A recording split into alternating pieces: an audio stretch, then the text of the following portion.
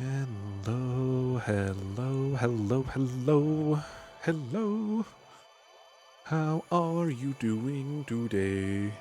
I hope you're doing alright.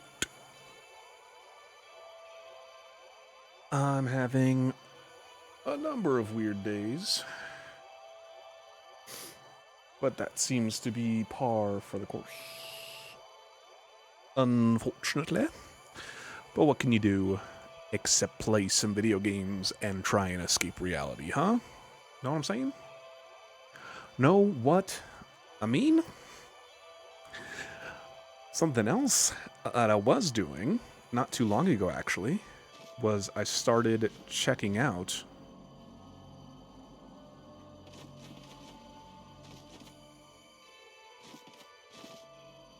it's weird the soundtrack changed for these two tiles here. So I was just checking out the Borderlands 4.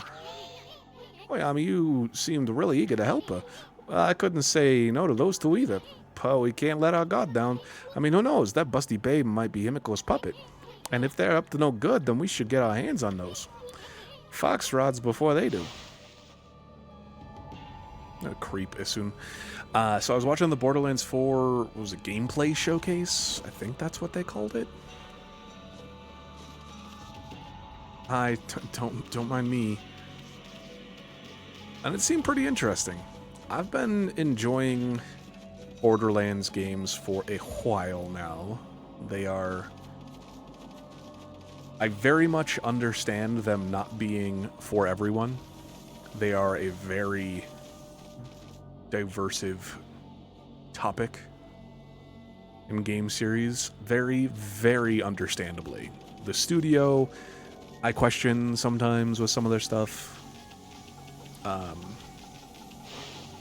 The games themselves are kind of hit or miss, but they also do a pretty solid job.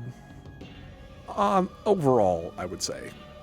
Overall, I would say they do a pretty solid job with things like gunplay and just kind of that experience of running around and playing the game, experiencing the game. That's one of the things that I've always tended to enjoy with that. And it seems like they're just doing more with that too. So that's something that I am excited about, interested to experience more of. I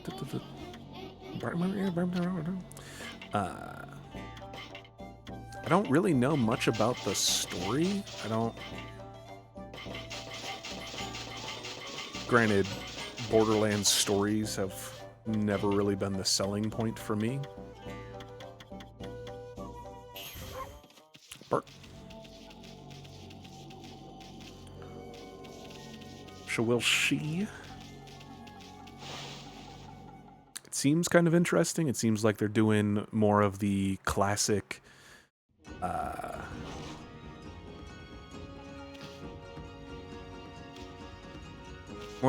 Borderlands, like, hey, we're gonna bring in all of these characters from the previous games that you loved and give them new purpose, new additions to their story, their impact in the world, etc. So that's cool. We'll just have to wait and see how it actually all comes out, how it shakes out and everything. It's gonna be the thing. Border mid 4? Is that what you're calling it now? Is that what the kids call it these days? Yes, I was talking about Borderlands 4. I'm not hating on it just yet. I think it looks like it could be interesting. Barely anyone is excited, really. It seems like they learned a bit from 3, which, understandably, 3 did not go over well. I get that. I can get behind that 100%.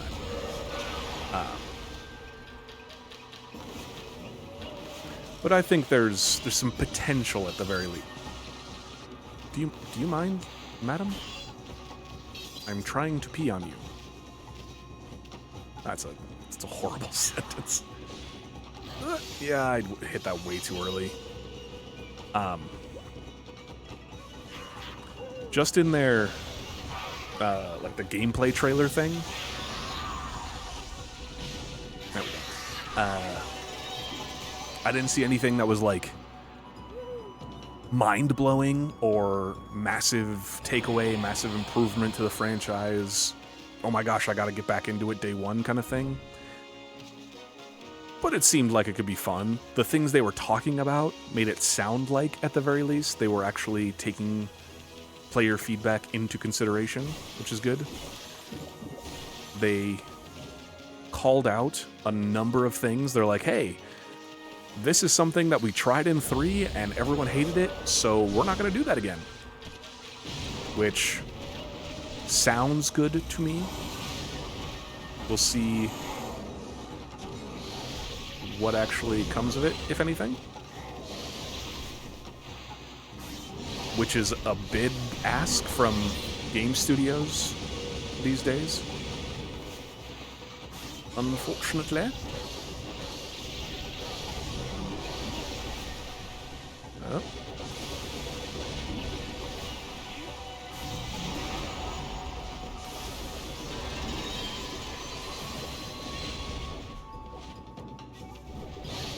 Yeah,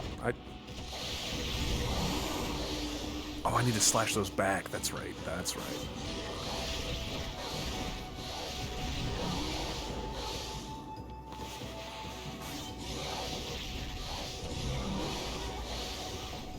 And done. Just potential. Looking at anything that isn't at top. Anything that isn't at a top is not good enough. Expedition 3 kind of shook the tides with that. I don't understand that sentence immediately. Like, anything that isn't at the top of its game. Anything that isn't, like, immediate Game of the Year contender. Is that work? That kind of the discussion we're having right now? Baldur's Gate 3 situation? Okay, gotcha.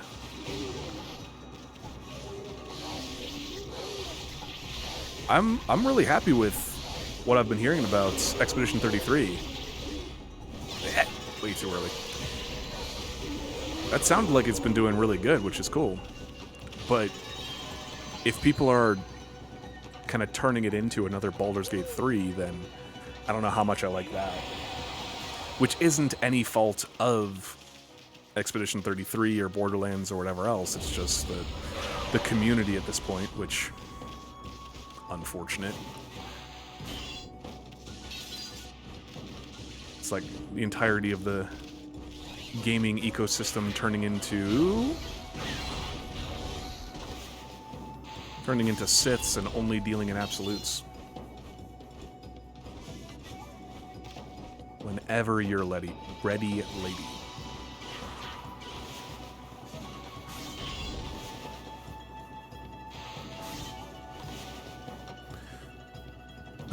That's the problem. It shouldn't be like that, but it's what happens in modern gaming. Absolutely, yeah. It would be phenomenal if that wasn't the case, but it's... oh my gosh, you do a 4 attack? Alright, hold on.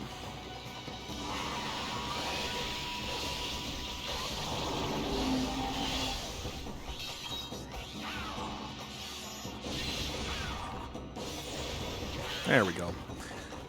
When every company is trying to chase trends, it's just the same thing. Yeah.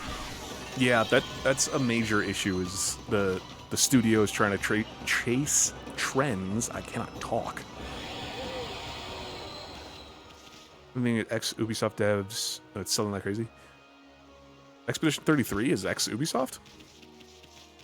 I didn't know that. That's pretty good. There's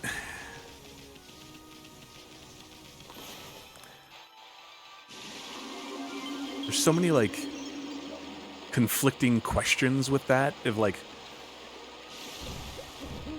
what level were these ex-Ubisoft devs? What were they actually doing? Were they executive level? Were they not proper devs, were they like, I don't know the question I'm asking, I guess. Because naturally, Ubisoft comes with a whole slew of negative press just from the name in the current state.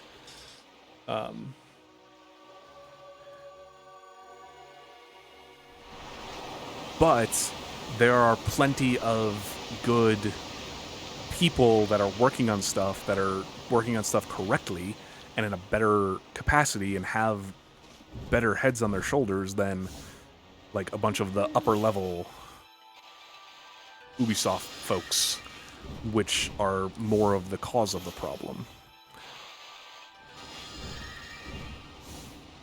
So that's just my immediate thought and reaction of like, ex-Ubisoft devs almost doesn't really mean as much, because it's like, okay, but what did you do? What were you responsible for? What were you working on? It's kind of obnoxious, but I feel I'm almost starting to feel like a majority of credits and accolades in the gaming industry have so many asterisks attached to them now, because it's like, oh, okay, cool, you worked at Blizzard, and that immediately evokes a number of reactions, and it kind of depends on who you're talking to or who you're talking about, that those kind of reactions can take a different light. So it's like, oh, okay, you could be a horrible, predatory, garbage human being, or you could be one of the people that was responsible for one of the coolest UX improvements from StarCraft 1 to StarCraft 2. Sandfall Interactive is a French video game developer, including several former Ubisoft devs.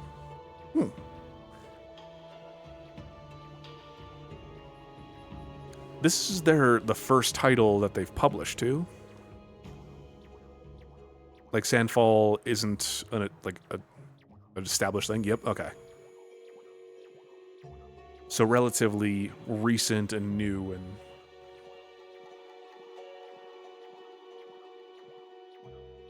Stellar Blade type of thing as well. Yeah. We'll have to see what they end up coming up with it. I've been avoiding Expedition 33 content a bit as well, because I don't want to spoil anything, because that's one that I am kind of interested in. I don't know if I'll actually ever get around to properly playing it, but I definitely think that it's something that could be really fun. So I'm avoiding a bit of what's going on, but I've just been hearing mostly good things. Don't spoil yourself, and yeah.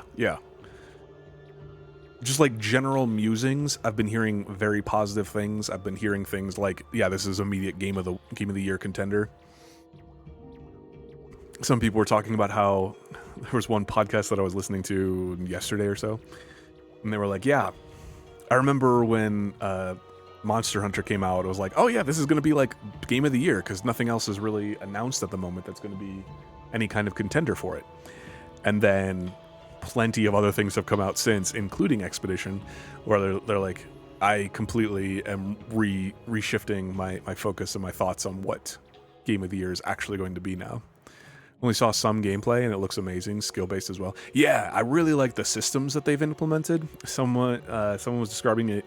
It was like something mixed with Mario RPG, where like the timing for like parries and attacks, and you can do a bunch of bonuses and different effects. I think Sea of Stars also has similar effects too. Paper Mario too, yeah. But visually, it looks absolutely stunning on top of all of that, which is phenomenal. Looks really, really good. I haven't heard too much about performance issues, which is also really nice. And then another element that I've heard of it was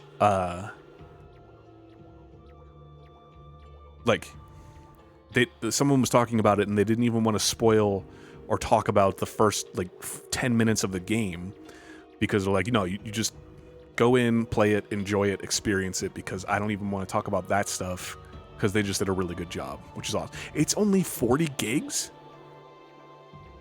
That's absurd. Man.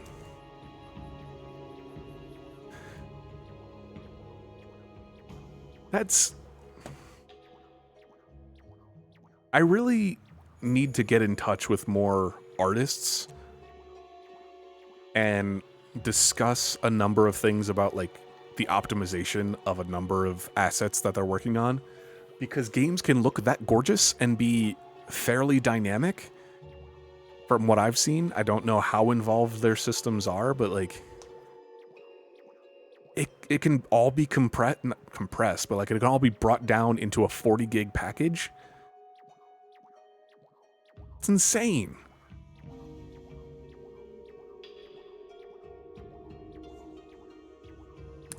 It makes me wonder. One of the thoughts that comes to my mind is what size is GTA 6 going to be, and then also what kind of people, like the caliber, I guess, of people that they have working on projects, something like the Call of Duty games where you have to unpack shaders for 7 hours before you can actually play the game, and then like quadruple the file size for a singular game title, versus something that looks kind of more stunning in Expedition and it's only 40 gigs. It's a very interesting topic for me in my brain to be like, okay, what's a number, like what are the main factors? What are the things that you look for? Where are things cut? What corners are cut, if anything? Stellar Blade was 35. That makes a little bit more sense. From what I've seen of Stellar Blade, it definitely is beautiful and has a bunch of fantastic visuals. But from what I remember of some of the environments, it was a little bit more barren. Not in a negative way, it fit the setting and everything, but it definitely didn't have as much going on in as many of the environments as things that I've seen, just clips from Expedition that are more populated with different assets. This might be the same way.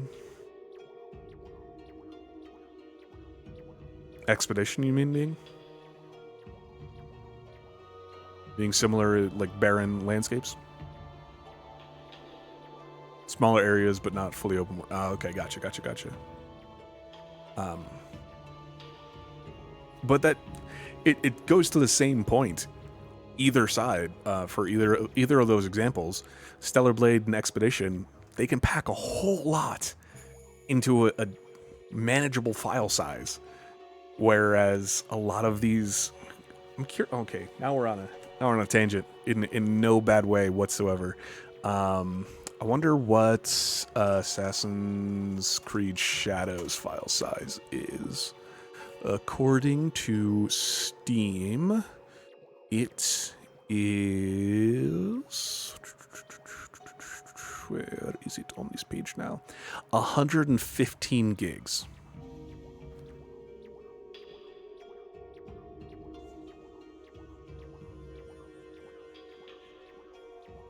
And Shadows, I heard a number of complaints, so many complaints about performance on that. It does look really good, and it is a lot more open, but 115 gigs with a slurry of performance issues, whereas Expedition 33 is...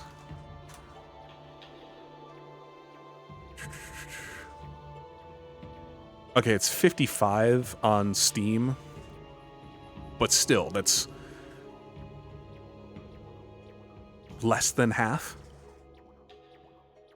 Less than half the file size. Oh. For Expedition 33, a solid state drive is required. Interesting. It is not it is very much the standard to have a solid state drive. I currently don't have one on my build, but that's an interesting note. PC specs getting insane these days. This realistically, at least for the minimum requirements, it's not absurd, in my opinion. Let's grab for Steam. Solid state required. 55 gigs of a solid state. Not too bad. Again, this is just looking at the minimum right now. 1060, 6 gigs. 8 gigs of RAM. Intel i7. 8700. Windows 10. That's not too absurd of a requirement. Again, for minimum, but like i7 12,700, 16 gigs of RAM, 3060, 55 gigs in a solid state. Then there's Oblivion Remaster. We'll have to check that out. But going back to Assassin's Creed Shadows for a second, for the minimum, the processor's still the same, which isn't too bad. But then you go up to 16 gigs of RAM. I doubt a 1070 8 gig could run this well at all. What, 115 gigs? Let's see, Oblivion. I will say, the $50 remaster price point, not too bad. It's not great, but it's not too bad.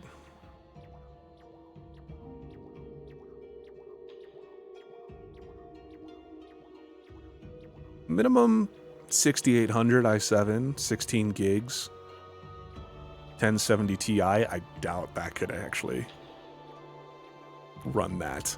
SSD required again, 125 gigs. Yeah, 50's not too bad. It's not, oh my gosh, wow, $10 for Monster Hunter World? It's only 30 normally? What? Huh. That ain't bad. Well, actually, that'd be an interesting thing to check out. 125 gigs. That's an interesting download. And I definitely think that you want to be at or above the recommended specs from what I've heard about Oblivion Remaster. It's not horrible, but I have heard of some issues.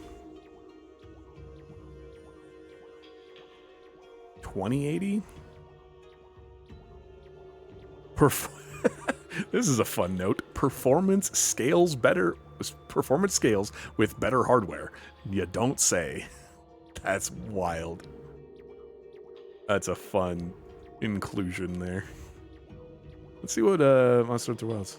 Oh, it's a Capcom sale going on. That's cool. Read more. Broadband internet connection. It's only 52 gigs. I didn't realize it was like that. i3 9100, i5 4460. Huh. These are pretty low requirements. I guess they did also put this out on the Switch, huh? Not that they have to keep the same overall specs, but still. 8 gigs of RAM. What else they got in here? 1060?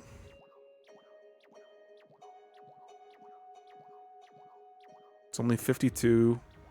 A sound card. They recommend a sound card. Wow.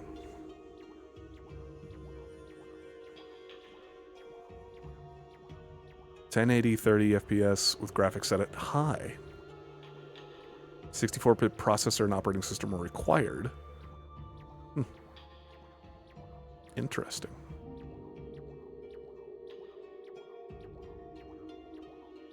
What else they got on this sale? It's always confusing to me when they do, like, 43% off. What makes it 43? Why not just do 40? Why not just do whatever else? Cyberpunk 2077 on the Switch 2, that'll be interesting. That's... Even with a number of the optimizations and fixes and etc. that they've put into it, I'm still very... I was very skeptical. I was very curious to see what that actually meant. When they're like, yeah, this is... Oh, Okami. Nice. When they were saying that that's going to be on the Switch too. Some like eyebrow raise, just like, what you doing over there? What you doing over there?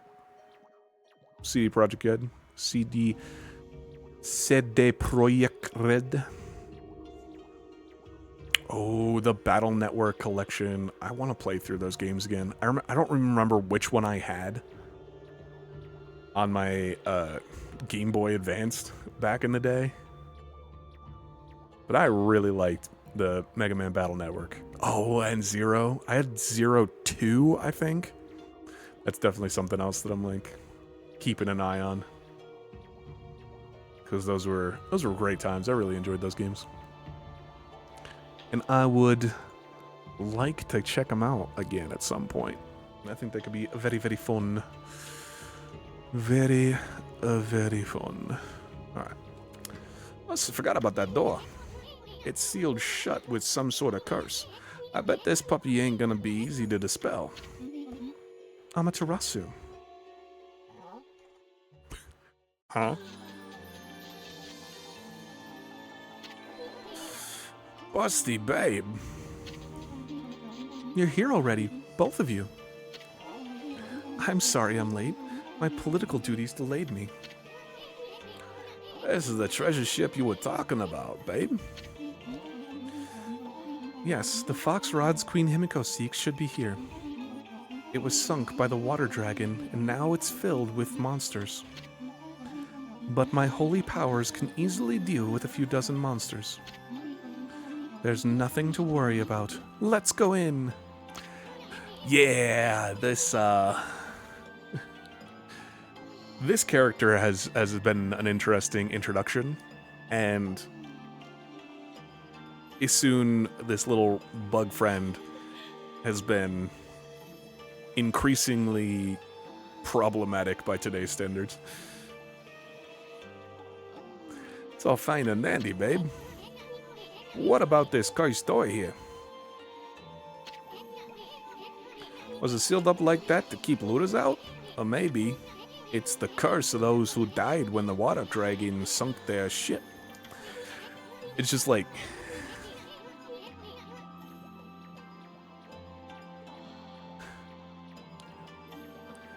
it soon becomes, like, predatory. And it's like, okay, you don't need to make comments like that. Like, that's just weird, dude. That thing's just seething with an intensely evil power. So there's a cursed door to stop anyone from getting through? I see. That's a neat trick.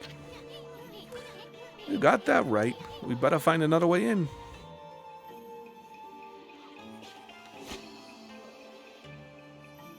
Huzzah!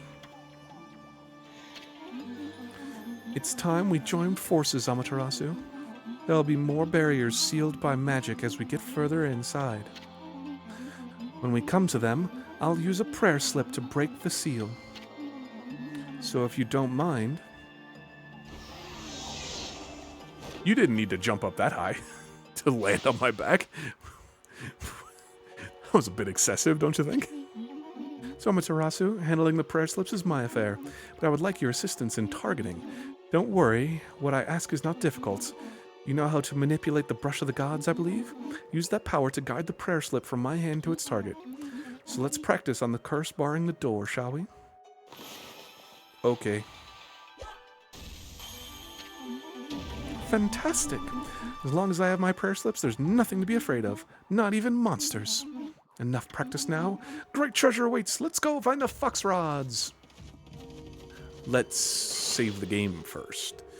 and then we'll go find the fox rods. Is this...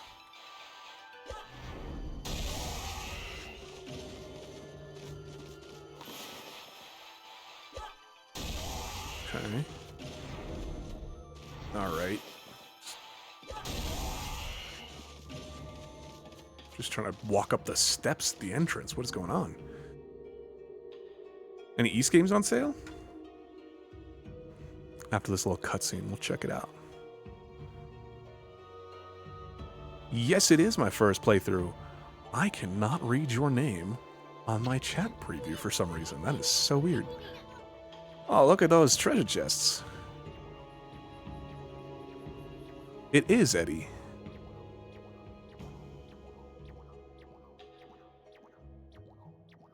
Welcome on in. I was looking up East Games on Steam sale real quick.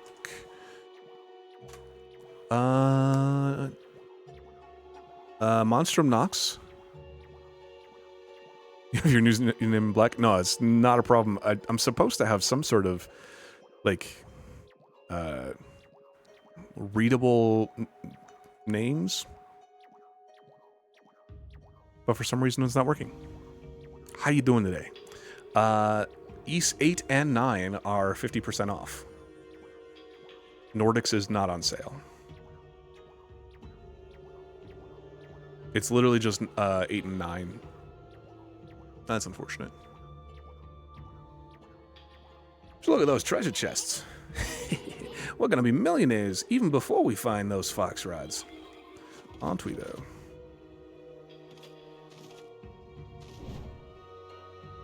Very solid deals for very good games. Absolutely recommended.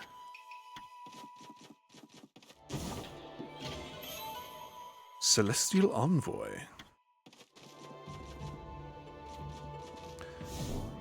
Are you a Okami fan, Eddie?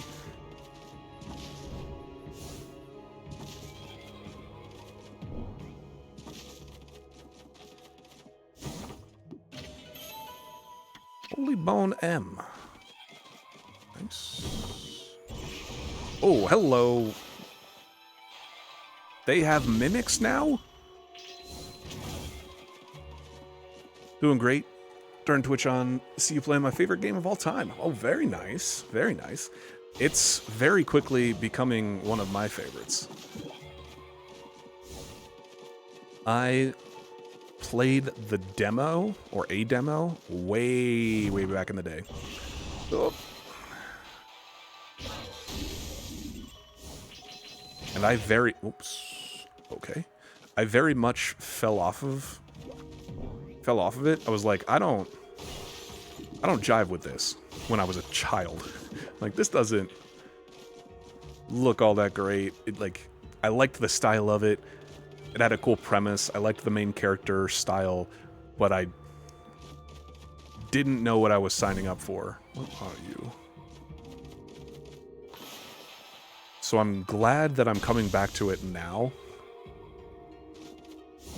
and getting some proper appreciation and enjoyment out of it, because this game is really, really cool. Thank you for the follow, Eddie. I appreciate it.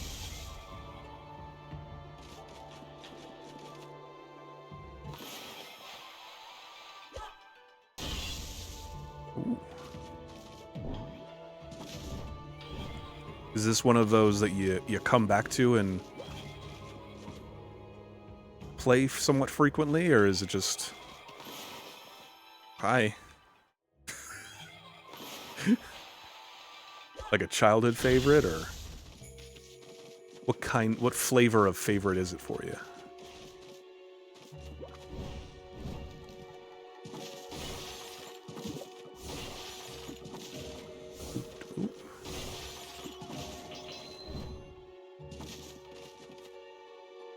The more and more I unlock with this game too, the more and more fun it becomes.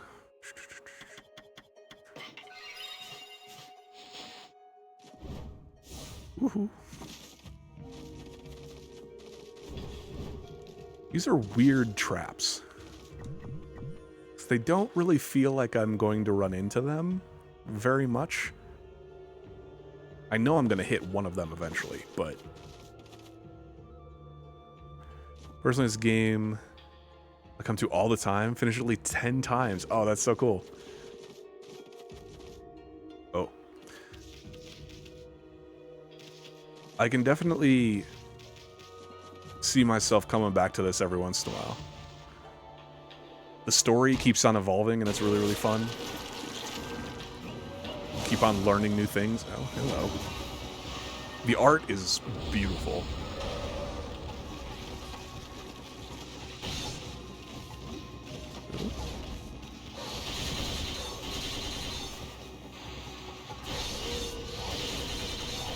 Oh. Okay, hi.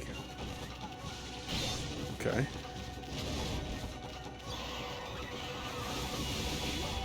Camera, work with me, please. Oh. That is my major complaint about this game, though, is the camera. It is not my friend a lot of the time. Oh, hello.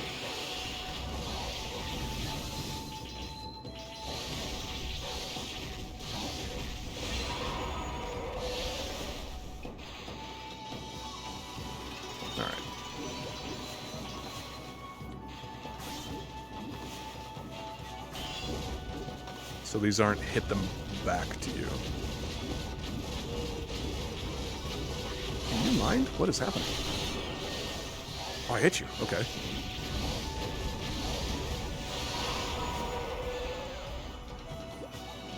Childhood fave was 10 when I played it for the first time. 25 currently. Nice. Played it almost annually. Like the Silver Tempest, if that's its name in English and French. Oh, nice. Every single word I learned of French has currently now left my brain. I was going to say, like, merci. That's the only thing that comes to my brain.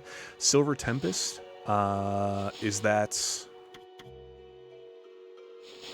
a weapon? Or is that...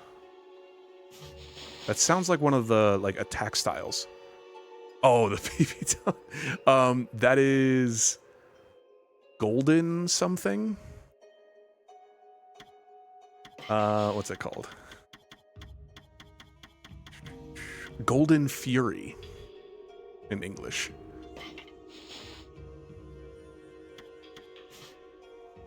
And then I saw the unlock for, I assume, the next one, which is like brown something. Which, you know, love that for us. Suspicious Emperor, travel guide. Celestial Envoy. When the spirits of evil rise up to infest this world, those benevolent gods who guide us will find their strength drained. Their power can only be sustained by the faith of humanity. I, the legendary Holy Messenger, acting as the sixth Celestial Envoy, have spent my years traveling and preaching to promote this faith. Only my tribe can communicate with the gods and act as Holy Messenger, spreading the words of the god throughout the land. If we fail, the god's power can never be restored and all is lost. My brush is the tool I use to spread the divine message. The path I have walked has been long and fraught with peril. However, for the sake of the next to take on the mantle of Celestial Envoy, I cannot rest even for a moment. Sounds... Oh yeah, I had no idea what I was unlocking when I first learned that move. It said something like, oh yeah, Golden Fury, and then use this to insult the enemy, and then they'll drop a Demon Fang. And when I first learned about the skill, I didn't know what Demon Fangs were, so I thought it was like, oh yeah, you're gonna like bite them and have some sort of taunt go off or whatever else. And that is not what that's not what you end up unlocking. Sonic Heroes got a modern port. I've been playing that for downtime all the time. But that's so much as a kid. Sonic... Which one is Sonic Heroes? Sonic Heroes...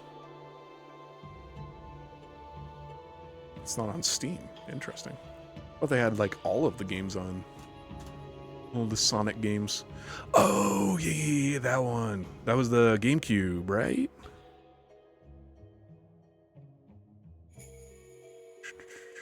Yeah, GameCube, PS2, Xbox. It came out on Windows, what the heck? I remember that one. That one was pretty fun. I fell off of Sonic games really hard. They're fun, and I enjoyed going through them and playing them, but it's just such a struggle in my brain going back and forth between trying to get to the end of the level quickly or trying to actually like explore and find all of these things. Notice when I came over, you were talking about the Mega Man franchise. Huge fan of that franchise. Yeah, I was. There was a Steam sale going on, the Capcom sale, and so Mega Man included with that.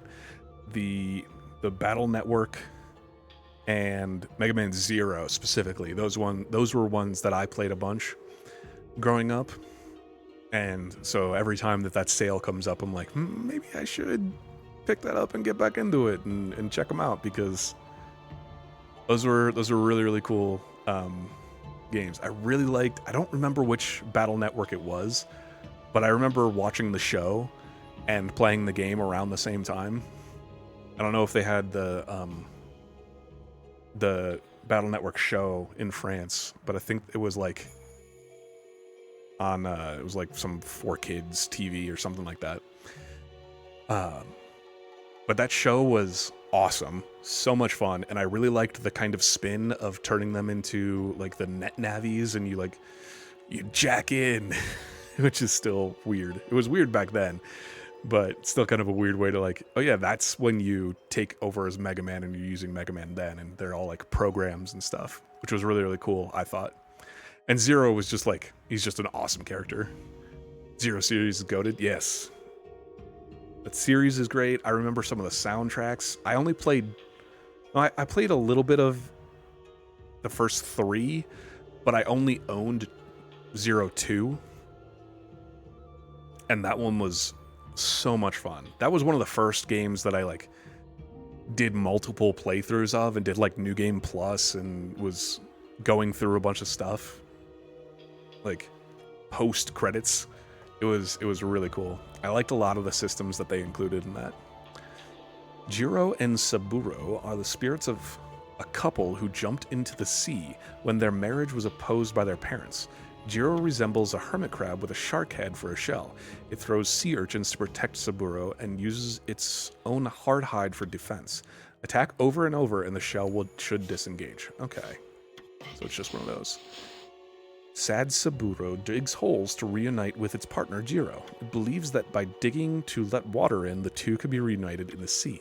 Variations on the Saburo legend exist, especially in sea villages.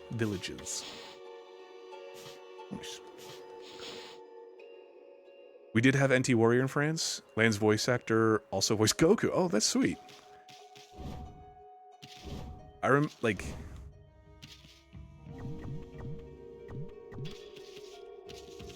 That's questionable now. What are you doing? Only anime I know that had a lot of French involvement was Oban Star Racers, which was one of my favorite childhood shows.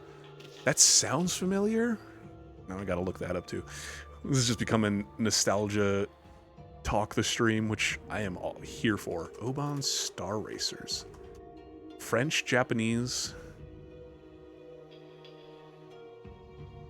I don't actually remember seeing this, but this looks really cool.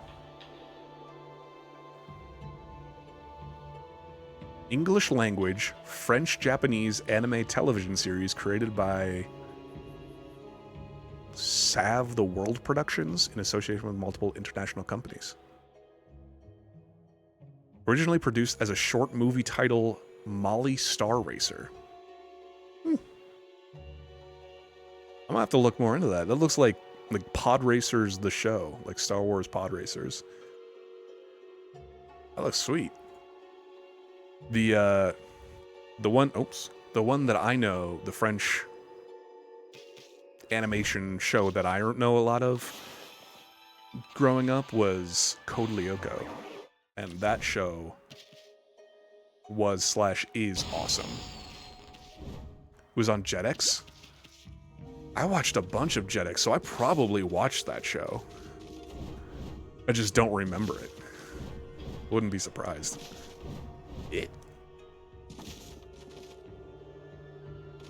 Maybe over there.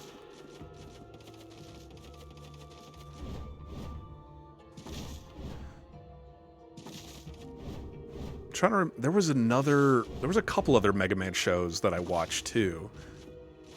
None of them really hit the same for me as the NT Warrior show. Oh.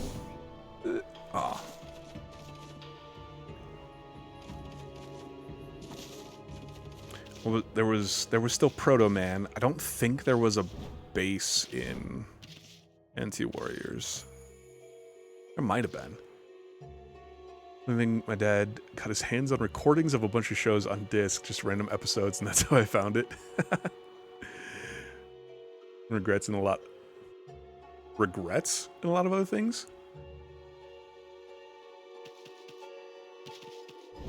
Did he find some questionable shows? Oh, Rugrats. Yeah, okay, gotcha. I want to investigate. Well, wait, hold on. What about the wind? The wind, or do the talismans do something? Nope. Okay, we'll move on.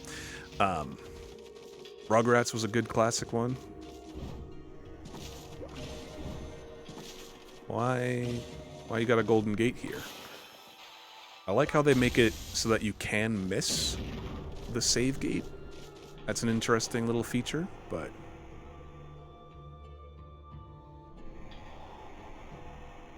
Rugrats is another classic. Isn't it beautiful?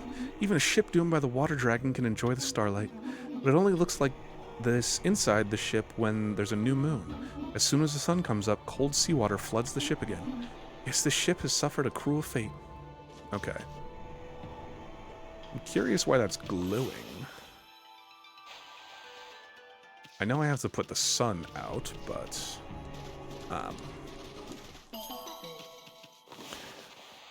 Rugrats is definitely a phenomenal classic, but another Nickelodeon show here in the States that I always go back to was Rocket Power, because that was a really awesome show from a similar kind of era. It wasn't as popular, I don't think, but it was really good. Reminds me that when I was 6 or 7, my mom used to put on tapes of ads, and I only wanted to watch ads. Really? Watch Rugrats too? Yeah, Rugrats is a classic. Rugrats is a really good one. Like any particular kind of ads? I imagine it's a bunch of like the 90s era, like 90s, early 2000s TV ads, which is a very particular style for sure, but was it like like toy ads, or was it ads for shows or anything particular? Old ads were fun, yes. Yeah, they were. They had some really, really catchy jingles, and they showed up. They did so many things for the toy ads. More like early 2000s, born in 99. That makes sense. That makes sense.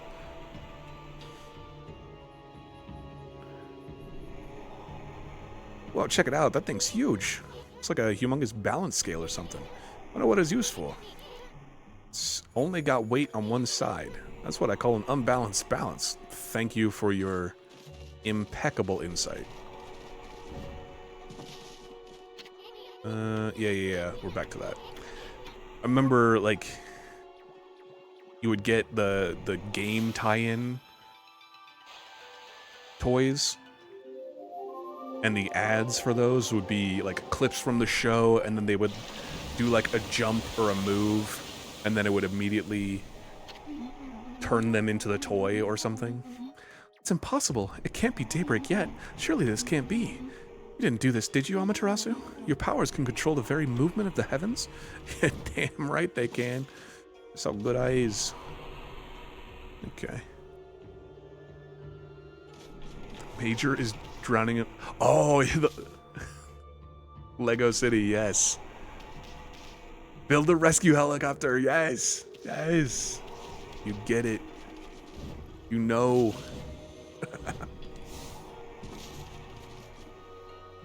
Oh my gosh, all of those. The Lego ones definitely went hard. Oh, okay.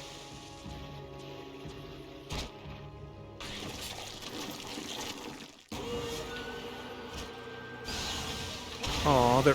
Oh. Did they just Voltron into... Okay.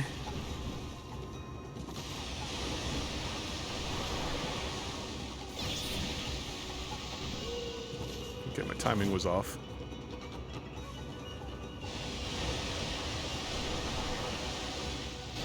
Too early again. I realized that I should probably just move out of the way, but that's not nearly as fun as trying to get a... Way too early. Way too early. Oh, I don't have my...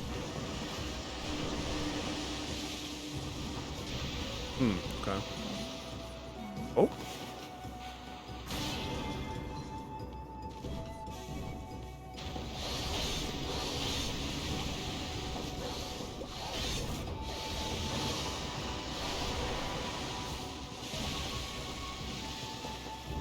Interesting.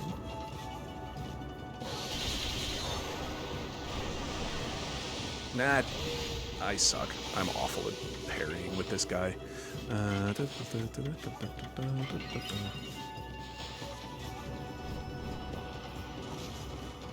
Focus mode time.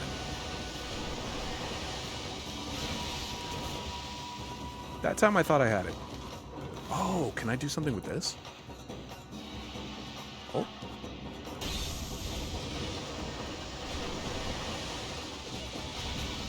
Okay. Parrying does nothing confirmed.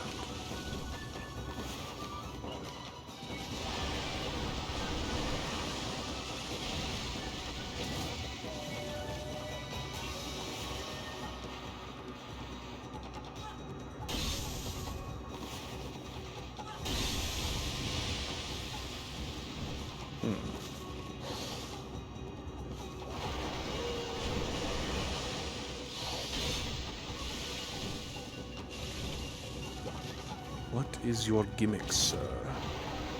Is it while you're in the air? Here's my... That's not it. Oh. Are you just another, like... Smash it until you break the armor and then you can fight this clown?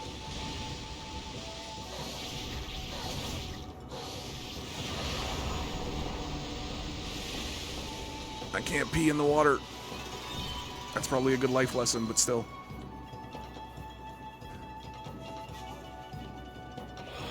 Zats did not age one bit.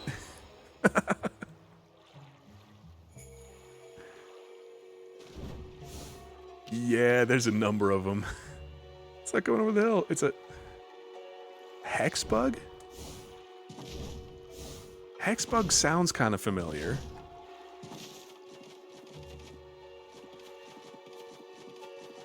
I don't think I remember Hexbug as much. Oh, there's fire somewhere. Can't use that fire, can I? Well, I figured it was a bug toy. I just don't remember that ad as much. Wouldn't be surprised if it's one that I've seen, though.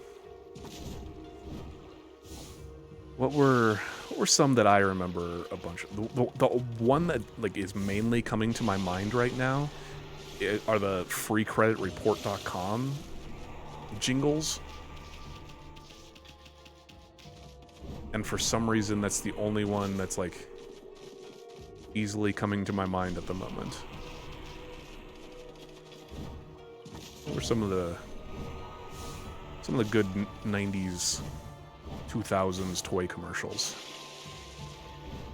Cheap viewers? Oh my gosh. That's not a... It's not a... advert. Well, I guess it is an advertisement, huh? Isn't it? I suppose it is an advertisement. An advertisement. Let's see. 90s toy commercials. Volume 8. You'll be back. Emus can't help people customize. Let's see what we got here. Zoo Pals. Oh my gosh, yes, Zoo Pals.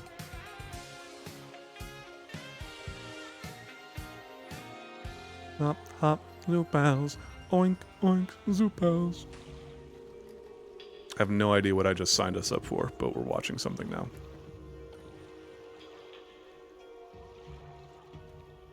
Okay, hold on. Yo-Yo Balls commercial? That's one that I remember, and I think I quote that every once in a while, randomly. Yo-yo ball. It's So much fun and easy to do. Everywhere it goes, it comes back to you. We're in the rabbit hole now.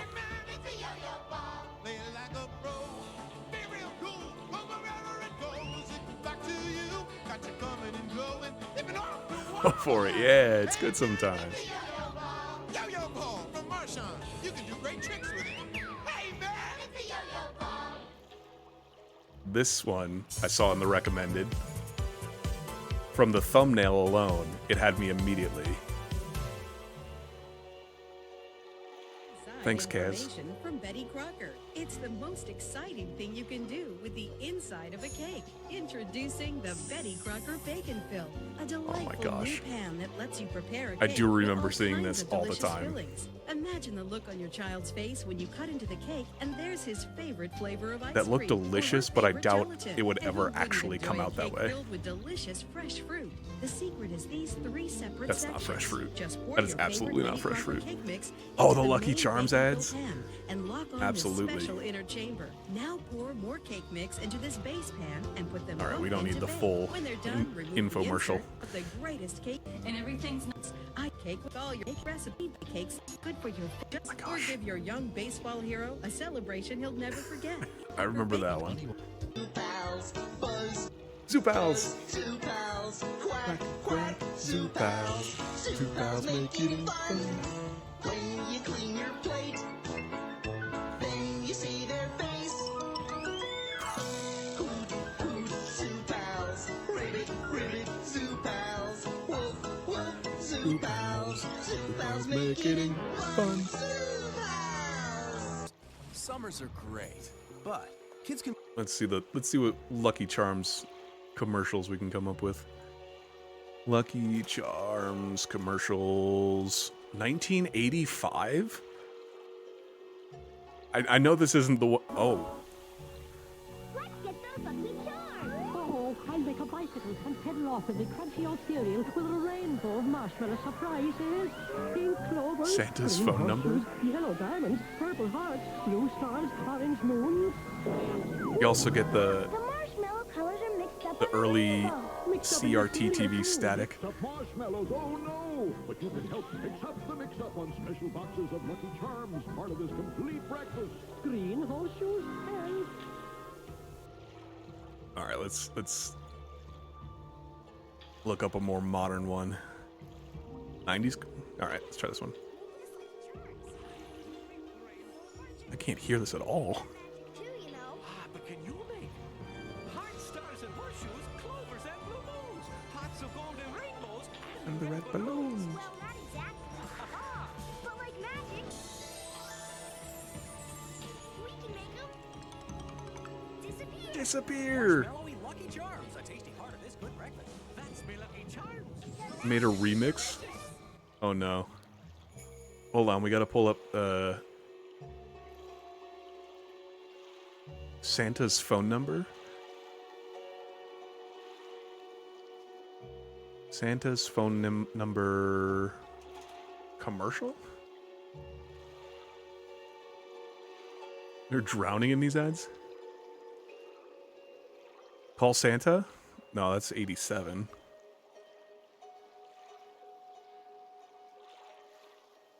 See 2000s?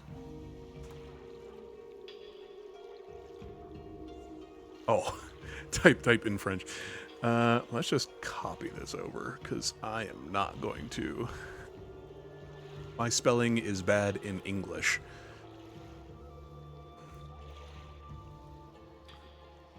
This one?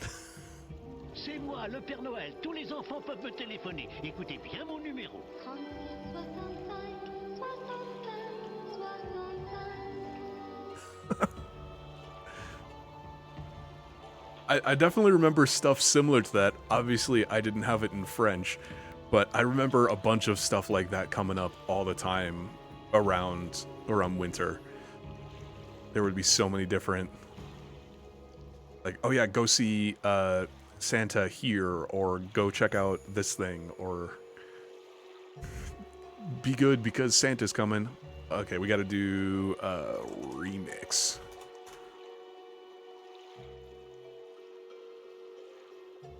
Melody Sheep? Melody Sheep sounds...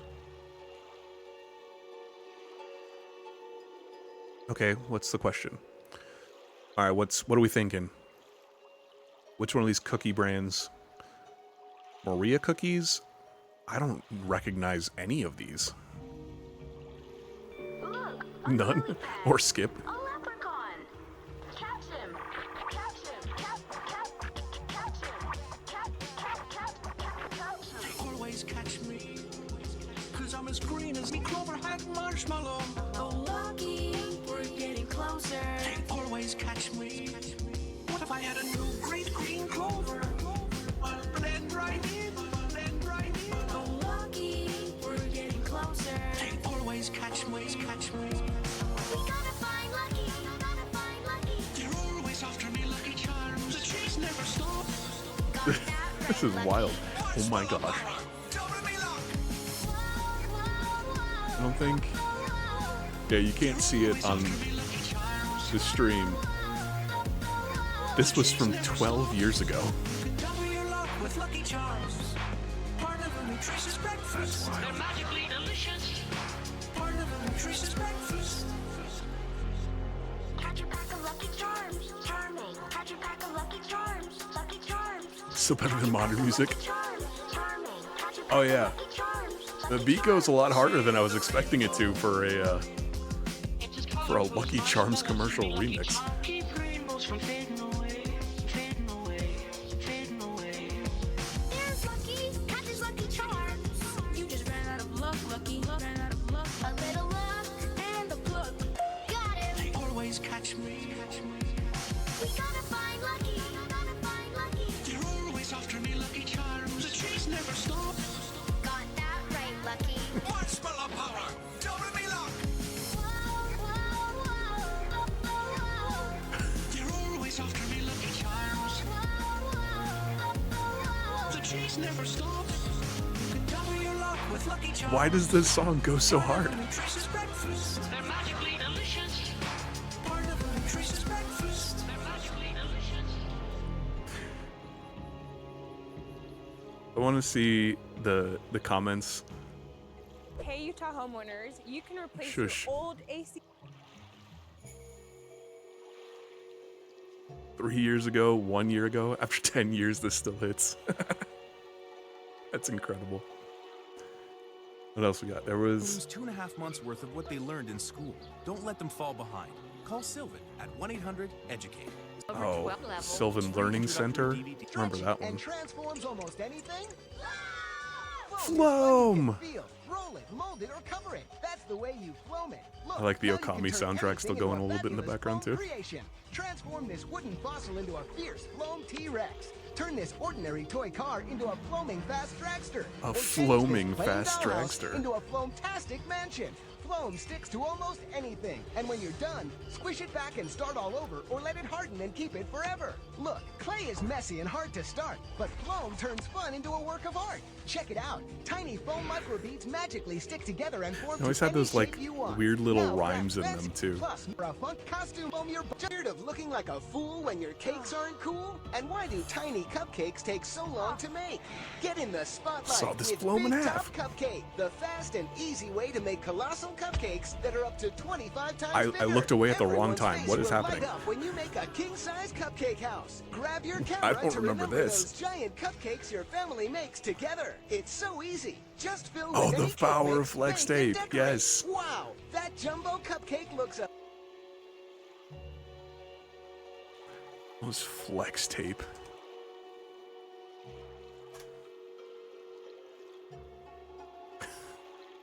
Flex tape commercial. Hi, Phil Swift here for Flex Tape, the super strong waterproof And this tape just comes back and is a meme now in many formats. that can instantly patch, bond, seal, and repair. Flex Tape is no ordinary tape. Its triple All thick the- adhesive the memes virtually welds itself don't to the stop surface, with this one. instantly stopping the toughest leaks. Leaky pipes can cause Instantly major stop. damage. But Flex Tape grips Is on it tight actually? and bonds instantly. Plus, Flex Tape's powerful adhesive I is so never strong, trusted any of these kind of things. it even works underwater. Now you can repair leaks in It even pools and works spas underwater. without draining them. Flex Tape is perfect for marine, campers, and RVs. Flex Tape is super strong, and once it's on, it holds on tight. And for emergency heard it auto works. repair, Flex Tape keeps its grip, even in the toughest conditions. Oh my gosh. Big storms can cause Flex big Tape, damage, what else was but there? Flex Tape comes super wide, so you can easily Oh, patch ShamWow. large holes. That was another To one. show you the power of Flex Tape,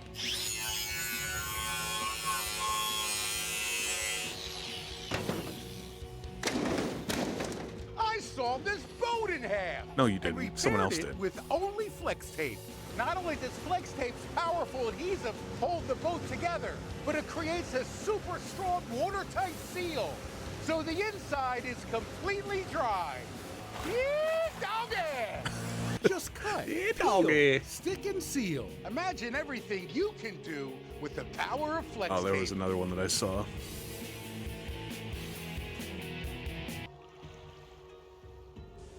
There's a new pet. Chia. Chia Pet, the pottery that grows. This was It's stuck in my fun and brain easy. all the Soak your time. chia, spread the seed, Chia. keep it watered, and watch it grow. And now grow a whole collection of fun with chia teddy bears, puppies, kittens, rams, bulls. They try to and even do a like chia tree to keep Fortnite your pets levels of company. other Chia things with Pets and Chia Trees, Pets the too. pottery that grows. The Chia Pet and Chia Tree are available at Kmart, Rite Aid, Ames, and Oh my Woolworths. gosh. Makes a great gift.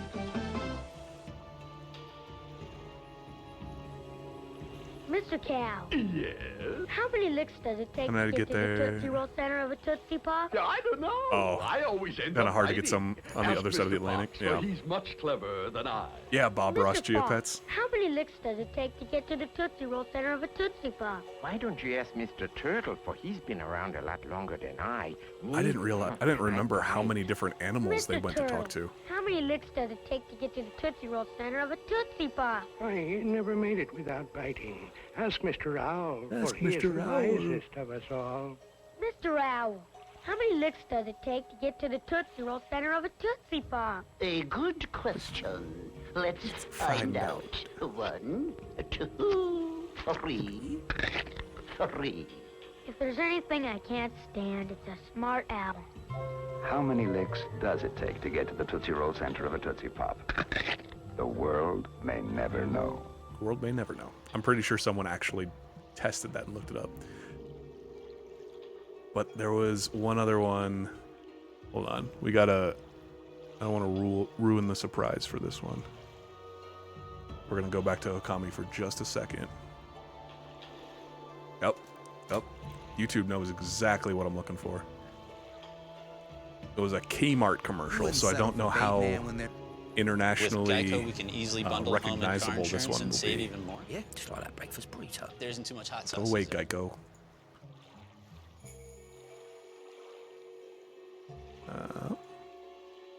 Ever heard of Switchboard?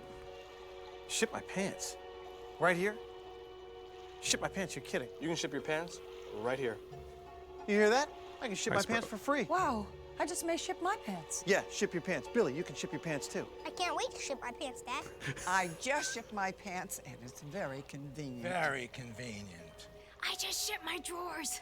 I just shipped my nightie. I just shipped my bed. If you That can't one's find always what you're my looking for favorite. in store, we'll find it at Kmart.com right I now. just and ship it shipped to you my for free. bed. Shipped everything but the kitchen sink. Don't ship the kitchen sink. That's Sprout's job. She's all about shipping it. No, you ship your litter box, huh? Yeah, you do a really good job with that too. Yeah, it's Scritch's time. That one's funny. Oh yeah, that was one of those that came on, and I was like, always questioning whether or not I was about to get in trouble with my parents because it said a naughty word, but it didn't say a naughty word. So I was like, oh, yeah, now I have a fun new way to get away with saying some bad words because I can just say shipped. Isn't that right, Sprout? It's Scritch's break time.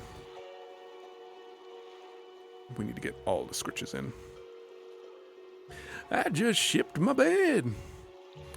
Switchboard. Once Scritch's time is done, we'll go take a look at Switchboard. Yeah. Do we have a break for a second? Switchboard? Not an electrical switchboard. Her name is Sprout. She is an absolute menace and terror. But she's cute. The old Skittles ads? I'm looking for Switchboard. Not electrical. Switchboard skateboard?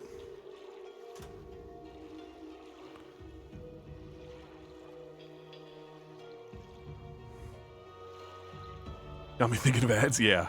There's a number of... Alright, we'll go to... Skittles commercial. Funny. You have 3 cats? Oh my gosh. What are their names? Oh, the Skittles Touch. Hey, Tim, show Joel how everything you touch turns into Skittles.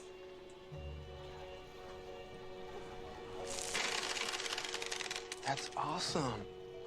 Is it awesome? Well, you can't hold your newborn baby boy in your arms. Did you feed and dress yourself this morning? I didn't. I met a man on the bus today. I shook his hand. He'll never see his family again. I guess that's pretty awesome. Excuse me.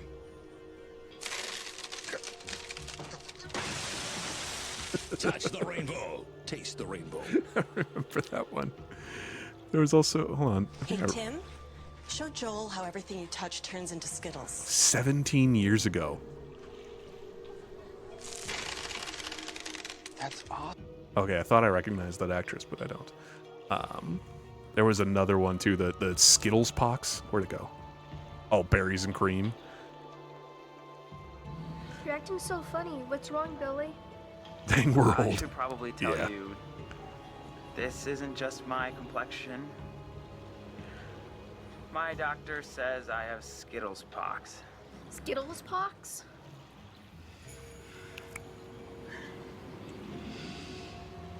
Are they contagious?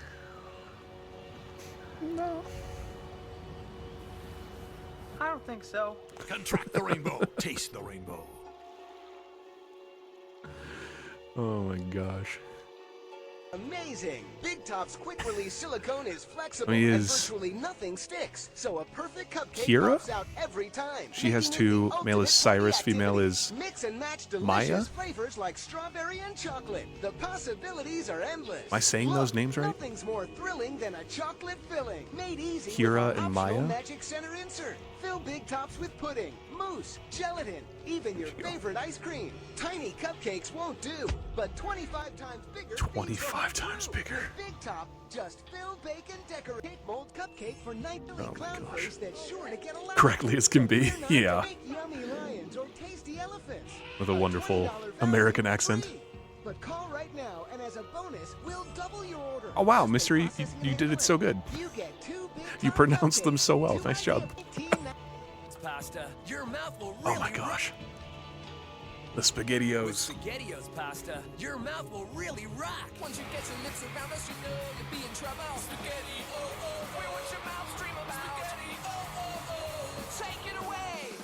Whoa. Campbell's SpaghettiOs. Oh, yeah.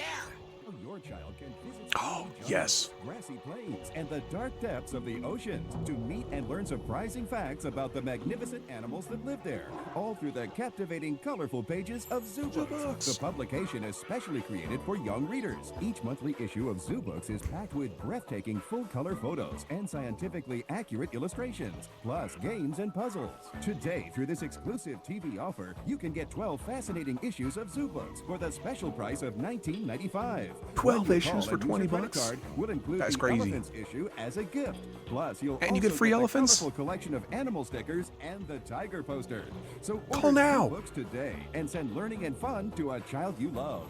To order 12 fascinating issues of Zoo Books for $19.95. I thought the kid ran out to meet the mailman. 2400. Eh, Zoo Books were great. The bonus elephant issue, stickers, and tiger poster with your order. What do we have now? 1-800-441-2400. Yeah. You must be 18 years or older to call. If we even have songs, sometimes they're just like This informational. May look like your favorite childhood crispy treat, and with delicious flavors like yummy chocolate peanut butter and classic marshmallow. It tastes like it too, but with 12 grams protein. Get 12 grams of protein and 1 gram of It's sugar. actually It'll be your new delicious. favorite Oh, not tonight, sweetie. You've had chef every night this week. But I love Chef. I love Chef too. Then he turns into a stalker.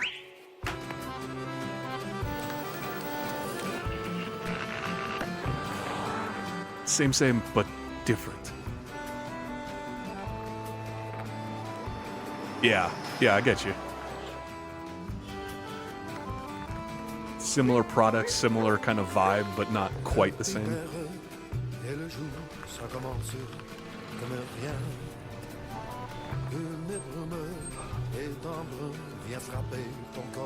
I do remember, even as a kid, wondering how they got the can to roll over all that gravel and stuff. Chef Boyardee. Boy, this stuff is good. Boy, that stuff is good. Oh, Education Connection. I'm working for an hourly wage. I went to high school. That song is in French? Still I gotta make more cash. More education is what I'm Makes sense. They probably tried to like, oh yeah, this'll help make it more authentic and more delicious. It is ad for sauce that used puppets and set in Italy.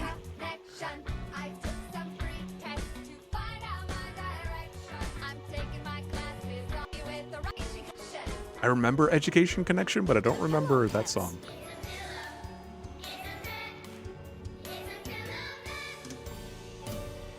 These things still exist. Pillow pets are cute, huggable pets that pop open into full-size pillows. They're soft, they're cuddly, and they make perfect pillows. Moms, your kids will absolutely pops open into a full-size pillow. Makes Just fold it sense. up, reattach the hook I don't. hook, and it's back to a cuddly I remember animal. pillow It's fun pets, and but easy. Playtime, I don't remember sleep them time, being as anytime. prevalent for Kids me of all as. ages love their pillow pets. There's Oh a my panda bear, gosh. A ladybug, a frog, a dog, a unicorn, a dolphin, a bumblebee, a monkey, and so many more.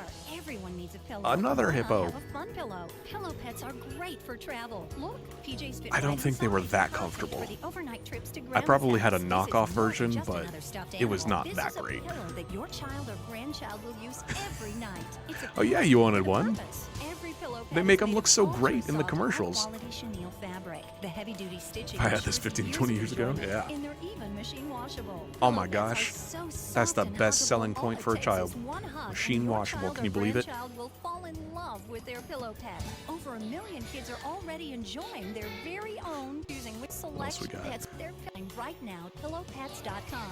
It was always, at least here in the States, it was always 1995. Always 1995. Across the sky, it's lots and lots lots of jets and planes. The greatest collection of aviation DVDs we've ever offered. And through this special TV offer, you can get 2 DVDs for the price of 1. You get to It's see just big called planes, Lots and little Lots of planes, Jets and stories, Planes. passenger planes, I even don't planes remember that this fly one. real low. Old planes, new planes, fast planes, slow planes, sunken planes, even planes in supersonic speeds, plus much, much more when you order lots and lots of jets and planes. Each DVD is jam-packed with lots of high This is very reminiscent of the style of ads and stuff, but like, I don't remember lots and lots of jets and planes. Aviation action for the price of 1. It's lots and lots of jets and planes. You can order Yeah, now it and is. receive a free bonus CD See? of Jet Plane songs. You must be 18 1995 again. 888-300-3455. Parents call 888 Plus shipping and handling. 3455. Satisfaction guaranteed. That's Oh, yeah. 888-300-3455. They put their whole self into it. They put everything into it. It's the Scooby-Doo haunted house game. Spin the spinner and move through the house. I don't remember a Scooby-Doo haunted house game. He's been trapped. Watch out, Daphne. Good job. Oh, I do remember that. See who the ghost really is. The Scooby-Doo. I remember. Watch out, Daphne. From the Feel peak prehistoric past 2000s, and the yeah. limitless future comes Roboraptor. Fluid biomechanical motion and 3 programmable behavior modes make him interactive, responsive, or unpredictable. Touch sensors in his head and tail make him powerful. Plus this CG. Sonic sensors lock onto sound. Vision sensors see you. Take control This of is Roboraptor with the most phenomenal functional remote, or let him 2000s. roam free. Sensory awareness lets him feel and react with his environment. Remember this one? Friend or predator, you decide. If only it did that. Roboraptor, a fusion of Oh, technology yeah. and personality. Batteries not They made it included, look but while we so unleash much more the epic. power, Always. Roboreptile. Fiercely autonomous Oh my gosh, is this a sequel commercial? Part 2? With biomorphic bursts of speed. Biomorphic. Vision system alerts him to danger. Have this robot in France too? Part technology. I haven't seen the garage sales. Yeah. Roboreptile. Trigger his sound sensors to lure him in and take command with the remote control. Oh my Feeding gosh. Roboreptile will tame him, but not for long. Those remotes Roboreptile, a were fusion of massive technology and too. personality. It was like Batteries a not included. chunky Wow. remote. It was almost as big as the. Oh my gosh, the Little Bear toothpaste. Very good. I remember the Little Bear toothpaste. Safe to swallow, fluoride free, and has great flavor. It's safe to swallow. What moms want and kids love. Nerf. Oh my New gosh. From Nerf, the N-Strike Recon CS6, the blaster you can customize Nerf for commercials. any mission. For night missions, equip the I red remember this one spotlight to spot specifically. hidden targets. For multi-target missions, the 6 Dart Quickfire clip gives you extra firepower. You could turn it And into for like long-range 3 different missions, guns. Flip up the sight to nail your target. The N-Strike Recon CS6, only from Nerf. yeah. Blaster comes to show, another blaster Get your comes Nerf separate, gun. batteries not included. It's Nerf or nothing. That's like 8 million views.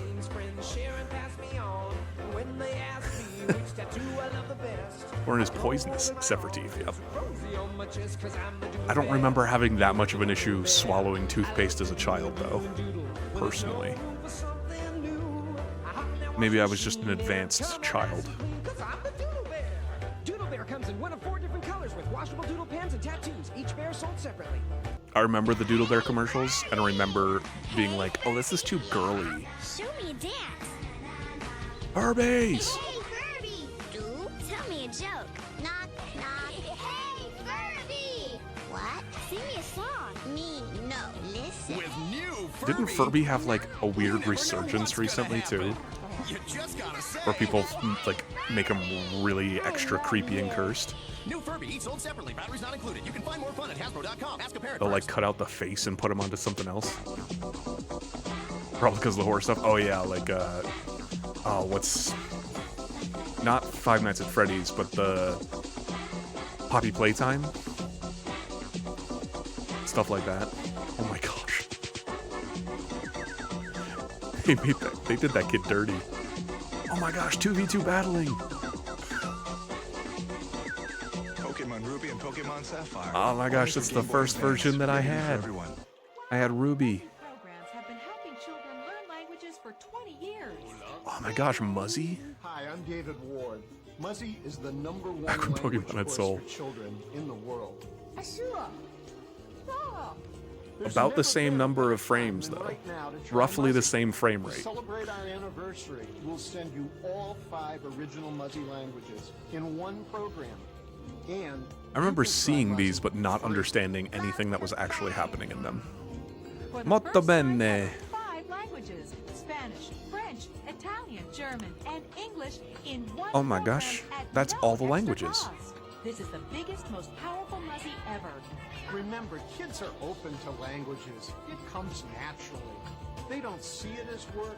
It's fun, and it I'm gonna all calm down, just friend. happens. You Kids back up. love Muzzy, and with 5 languages in one, try Muzzy free. What are you waiting for? Why spend a fortune Nothing. for beautiful decorated cakes like these? Now you can I didn't realize decorate them how many yourself different with a cake little help commercials there from were, Betty too. Crocker. Introducing Pokemon the Betty fell off Crocker a Sun and Moon, 100-piece despite cake decorating being a kit. huge fan. I never Everything finished it. you Oh need to no! create beautifully decorated cakes I and fell off a desserts while just like a ago. I don't even professional. remember The secret is this when unique I fell off multi-directional necessarily. applicator. All you I do have is the, point and squeeze. Simply insert a the mobile disposable app, bag, the fill it with TCG, icing, and attach the the nozzle. trading card Then select the game. tip What's you it want to called? use.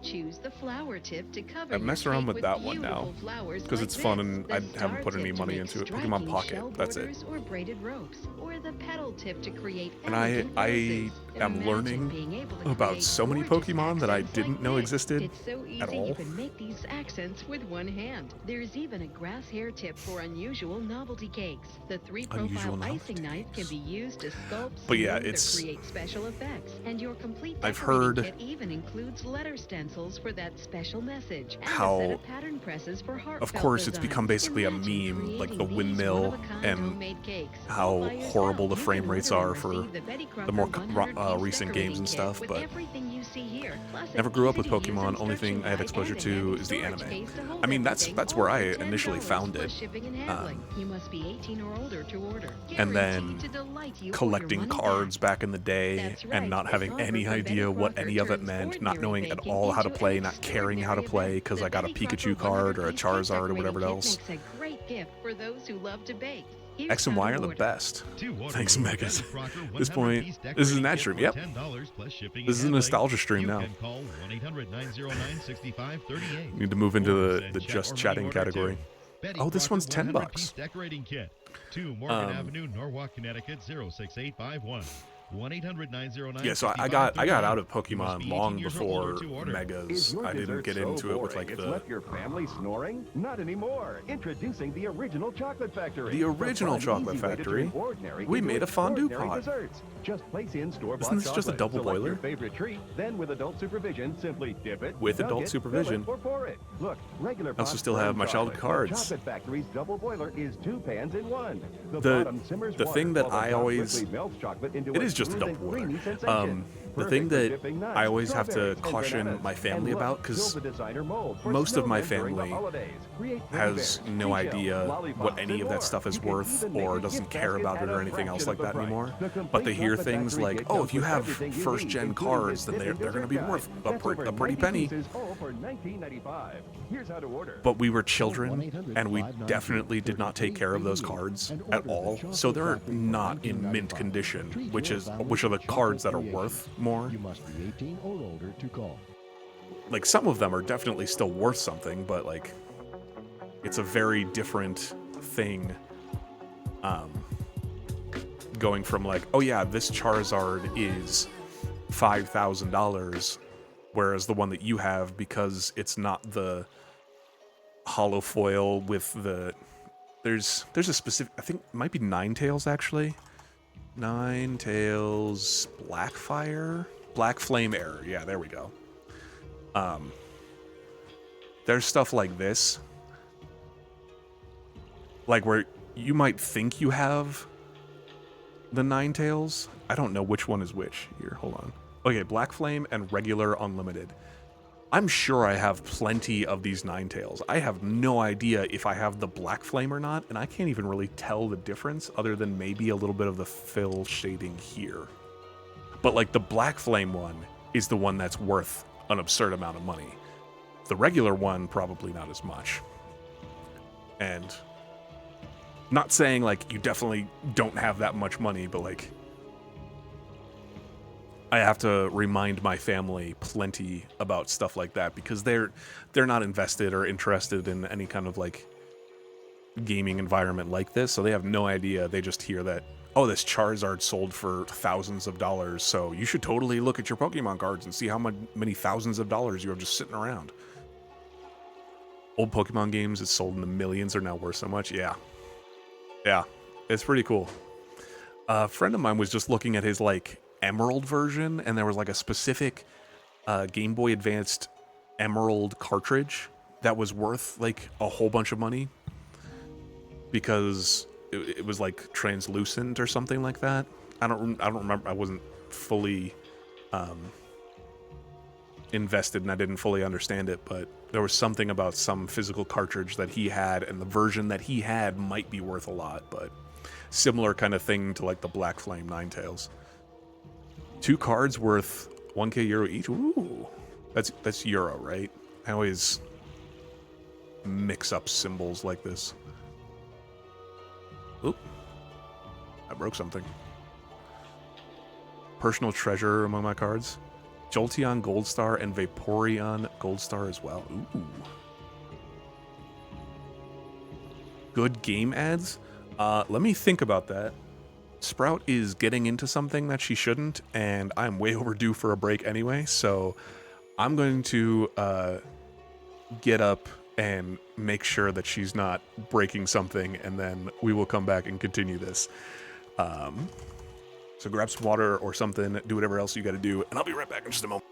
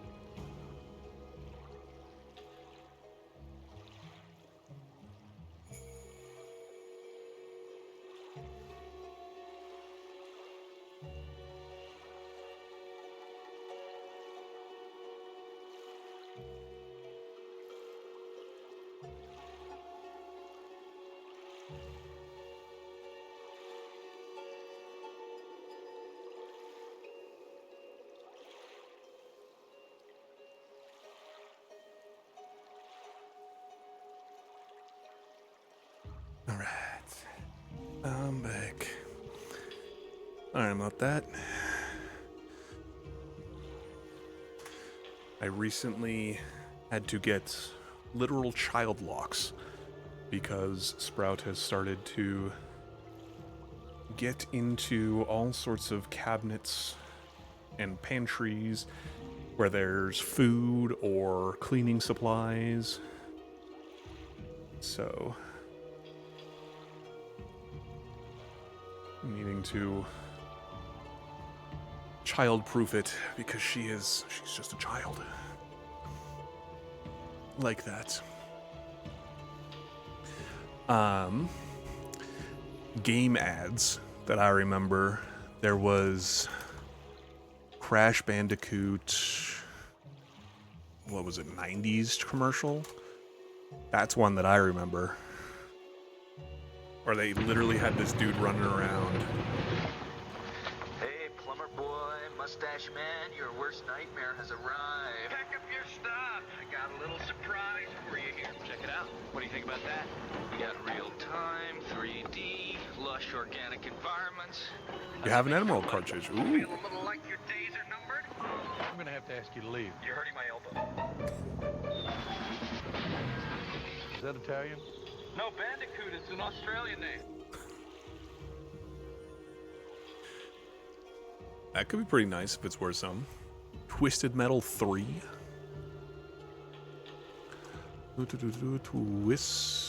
Twisted Metal 3.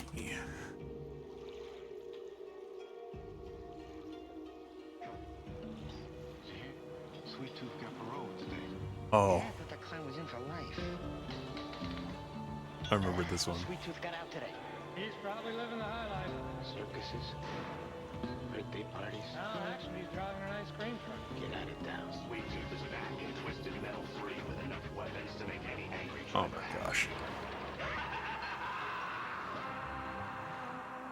I remember Twisted Metal 3. Oh, that PlayStation hits. There was another one that I was just thinking of. Oh, the OG Smash Bros. Commercial.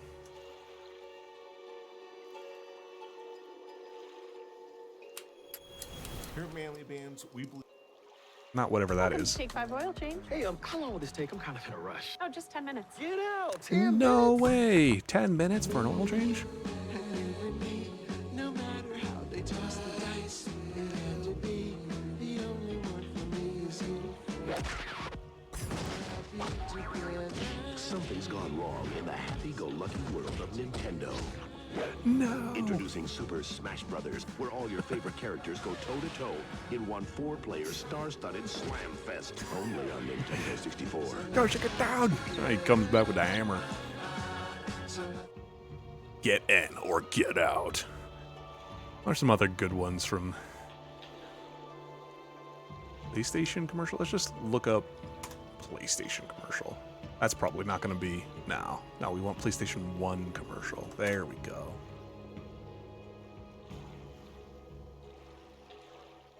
Saps? What were some of the other ones?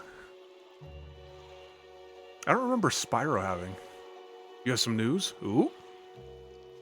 What you got, Eddie?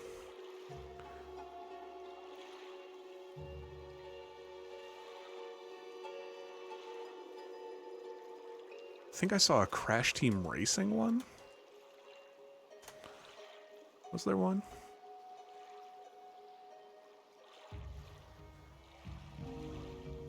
According to the internet, it's genuine. Ooh. That's some pretty spicy stuff there. You're way over the speed limit. You run 2 guys off the road. You've been throwing green stuff into the path of oncoming vehicles. Step out of the car now. We got you on video. Got you on video. If that's genuine, then GG's to you. That's pretty sweet.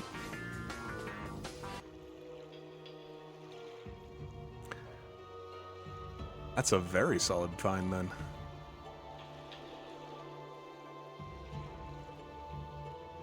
They're early video game commercials. Boost cartridge is 100. Ooh.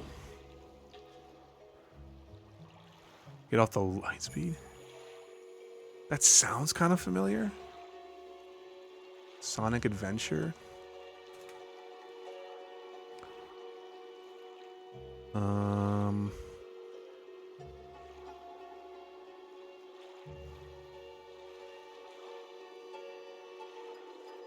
Found it. Never even realized. There you go. Happy to help.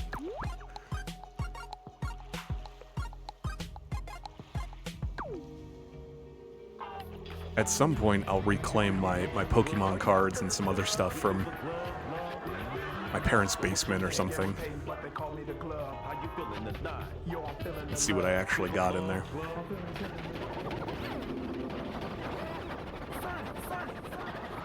Yo, Sonic! Sonic! Man, stay off the light speed! My bad. I do remember this one now. Gotta change the battery, yeah. What are some other good classics?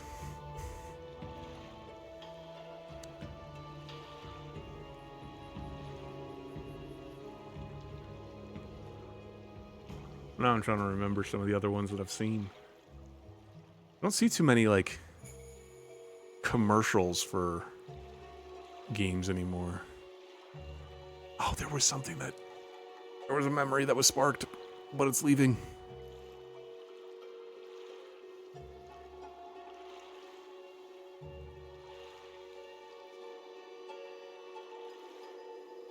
Oh! I remember...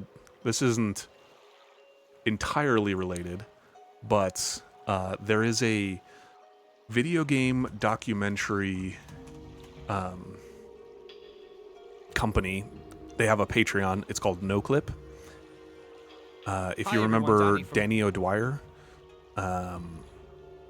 he was back in Giant Bomb. He was a journalist for them.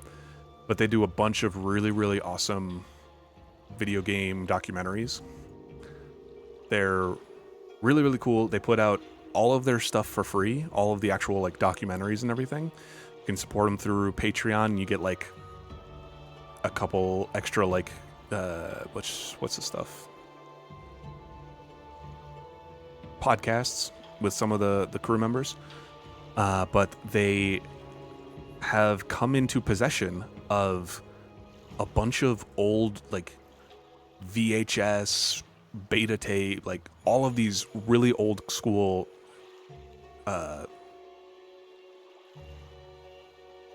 archive. This archive of physical like commercials and everything. So they're going through the process of digitizing it, and it's on NoClip History Archive or NoClip Archive on YouTube. They have a bunch of really cool stuff like that, like the E3 2003 Silent Hill 3 trailer. They have like Xbox launch party videos, Doom 3, Prey 2006 developer demo at GameSpot. They just have a bunch of really, really cool old videos like this. Oh my gosh. StarCraft 2 Zerg reveal trailer, Wings of Liberty. Oh my gosh. That was one that I was so hyped for. Only old E3 game reveal I know is the Twilight Princess one. You might be surprised, because I've gone through a couple of these, and some of them have been really fun to be like, oh yeah, I do remember seeing that. Like, I wouldn't have thought of it at the time, but like, oh, like a Beautiful Joe TV commercial? Going back to Ordinary dude Joe is sucked into an action movie. What is it, Wonderful 101? Welcome to the way out world of Beautiful Joe. Use your awesome VFX power to obliterate evildoers. Zoom in, slow. Oh my gosh, I remember the demo for this too. Have the strength to save the world. Don't miss a single frame of Beautiful Joe. Mhm. Rated T for teen. Tension to go, baby. And it's also like it's not all just like E3 spots and stuff like that. There's like a Portal interview, which is just some fun, cool, classic stuff. But it just it sparked my memory coming back to some of these really cool. Oh my gosh, Zoo Tycoon. Our son kept bringing home stray animals, and not just dogs. I actually remember this one. Things were getting out of hand. Isn't that right, Sprite? We were so relieved when we bought Zoo Tycoon for our computer. It lets us create and manage our very own zoo. Now we can take the zoo home without taking the zoo home. And with Zoo Tycoon Complete Collection, creating the ultimate zoo is now 3 times Really? the fun. Rated E for everyone.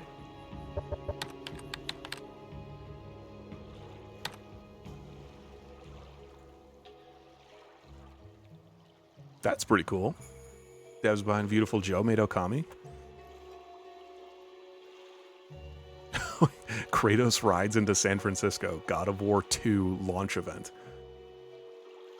Not like current God of War, but like OG God of War 2. Halo 3 beta interview.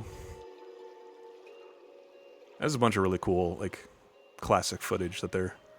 Halo 3 Collector's Edition. The Microsoft Zune.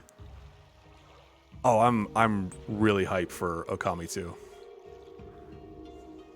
Now that I've, like, I always thought this was a gorgeous game, and I just realized that I'm showing all of these commercials and stuff, and I'm just on the game screen. I've been showing off all these commercials and everything, and you haven't been seeing anything. Nice. Oh yeah, I'm super hyped for this now. Like, I was already pretty interested in it because I always thought that Okami looked really cool, and I was invested into seeing what they could have happen with it. But now that I've actually am playing through the first Okami, I'm even more hyped. Speaking of playing through the first Okami,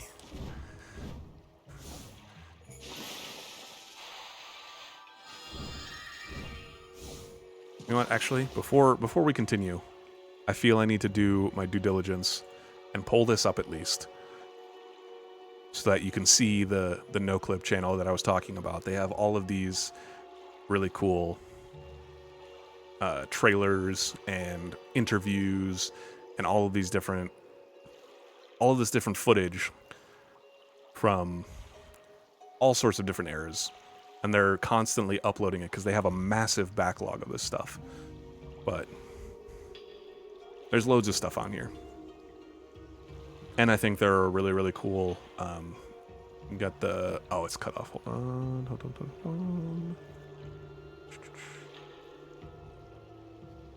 There we go. The Tales of Symphonia E3 2004 trailer. There's canceled games. All these demos for all these things. Get women. Oh yeah, I'm looking forward to seeing more. That was a really, really cool, like, sneak drop right at the end of it was the award show, right? Game Awards. Exploring Nintendo of America's Employee-Only Museum, 2006. Anyway, I realized that I wasn't actually showing any of the stuff that I was hyping and excited and watching. Apologies for that, but now we've done our due diligence and we can return to our regularly scheduled. Oh, I see the challenge here now. See more of the issue with this. Interesting.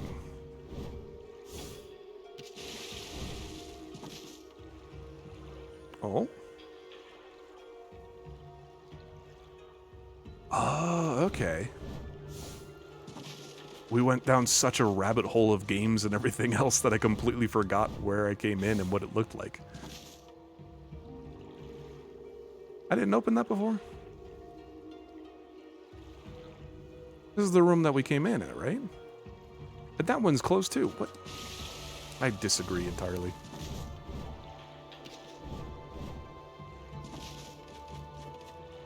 Oh.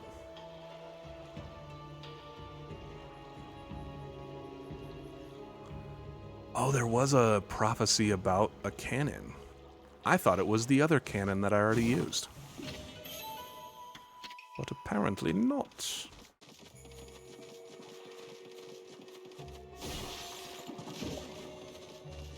Apparently not. So So the bomb will just go out. I imagine the fuse will just die. Oh. Okay.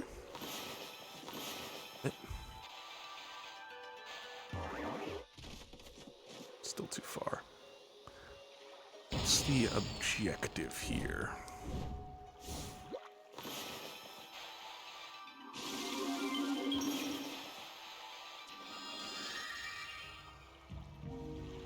So it's defo genuine cart. Have a battery to change. That I wonder how that'll like impact pricing and everything, but that's still like a cool piece to have regardless, in my opinion. Humans are curious beings, yeah. Never soldered anything? Soldering is an interesting beast. Depending on your level of investment and your means and everything too, might be worth having someone professionally look into it. Maybe. Like I said, like kind of depending on how invested you are into it and your own level of comfortability with that.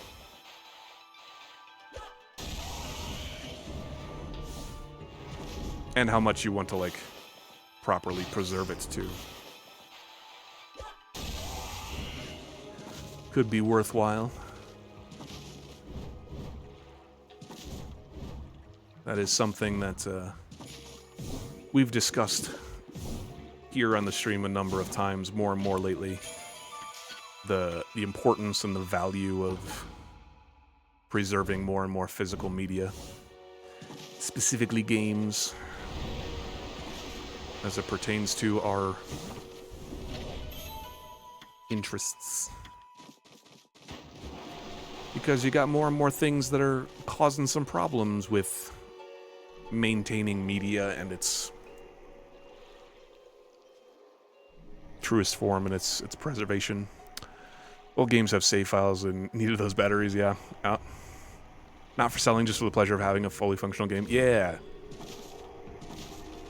There's definitely a massive amount of value in nostalgia.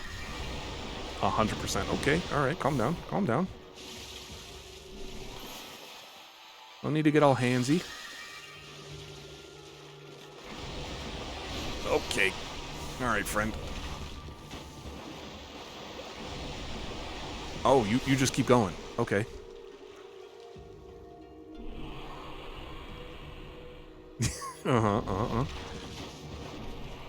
Then we have modern Nintendo, yes. We have the current practices that are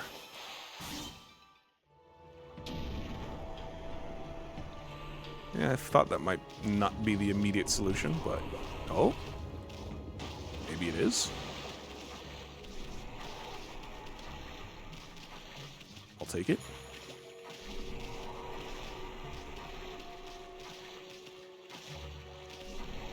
What's going on, Sprout? You hear something? Hey, I'm walking you. Whew. Yeah, modern Nintendo practices being a bit of a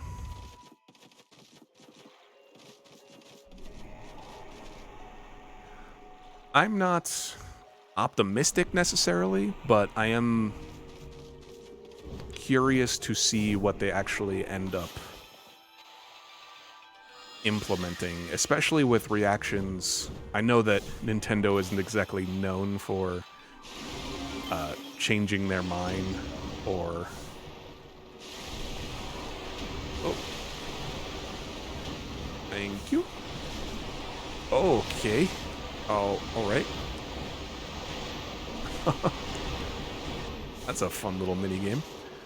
I understand that Nintendo ain't exactly known for that, or it's not really likely, but I would be interested to see if there is any sort of response to what's going on with that, pricing-wise and supply-wise.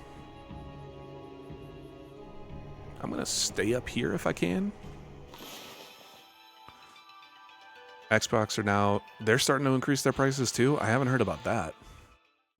Oh wow, that's set up specifically to prevent me from doing that, huh? And I also tried to make a sun when I needed to make a moon.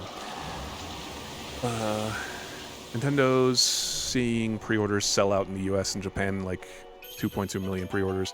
Nintendo has seen and isn't changing a thing. Yeah. And a lot of those pre-orders, unfortunately, are most likely scalpers as well. And that's a whole other discussion and situation and point to go over in a very similar vein.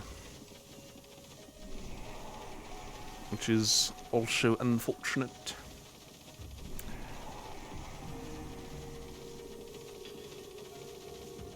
Oh yeah.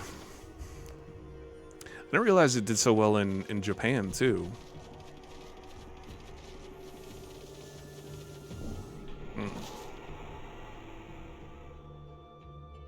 Wonder if that's like a good thing.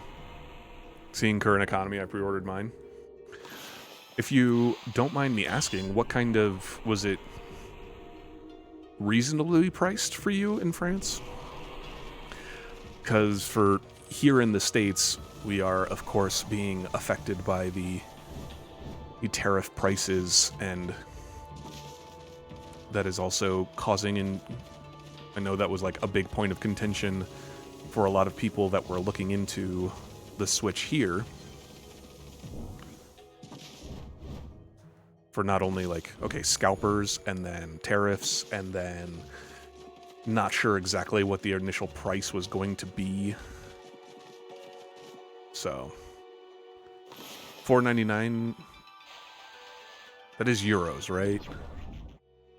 I apologize. I am a foolish American that does not fully know all of the different currency symbols and everything. Oh, for the Mario Kart World package too? Okay. Is Mario Kart the reason you're getting one? Or just getting it because it might go... Yeah. That is a...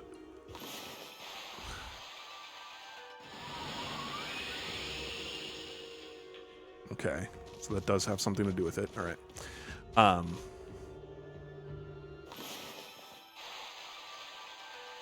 Do I need to make a bigger one? Even bigger one?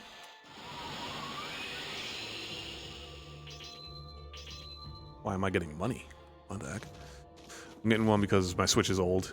Like Year 1 edition. Yeah.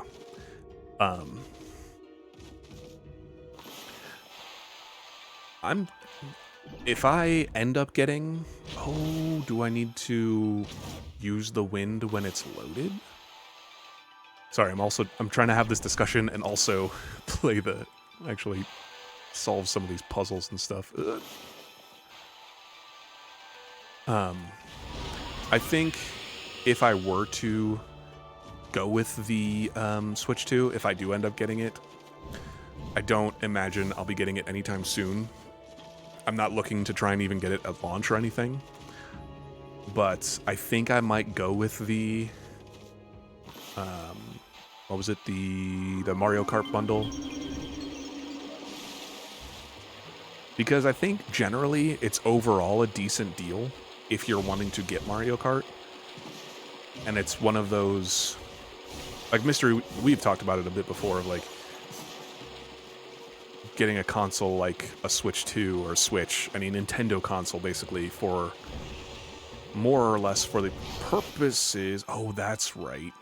That's why you're alive still, because you're a mimic. Pretty much... I forgot you blow up. Pretty much for the purposes of like a party console, more or less. Like, hey, I'm getting this to play with more friends and hang out when people come over, kind of deal. Because I think that would definitely be the case for me. I thought you would die from that. There's some other things that I do want to get on the Switch, but that's definitely a nice addition to have. Reason is all the new games that will pop up on the system, maybe a 6 Smash, Okami 2, and many more. Yeah. Are you primarily a console player, Eddie? And if so, what is your console of choice? Are Nintendo products your like main method of gaming? I have no idea about Smash, maybe a Switch 2 edition of Smash 5. I don't know that they'll end up doing a Switch 2 like edition of Smash. Nintendo Boy? Okay.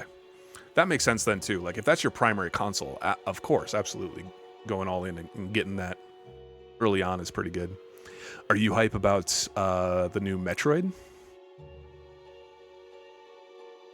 And that Cubicle game on PC? Which Cubicle game?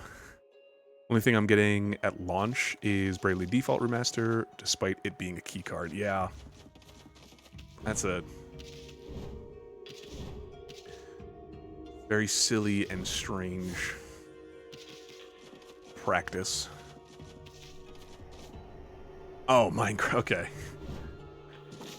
I'm one of those weird, strange people that have actually never played Minecraft. Although there's quite a roster of games that I've never gotten around to, like Okami, but I'm fixing some of them now. Did it for the Zelda games? The keycard thing, you mean?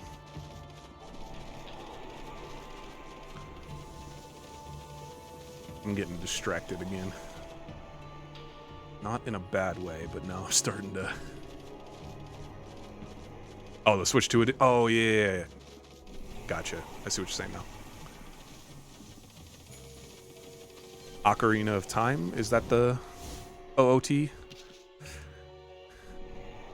Because I've never played any Zelda game. I've never played any Zelda game or any Final Fantasy game. Which, in like modern gaming standards, is certainly strange.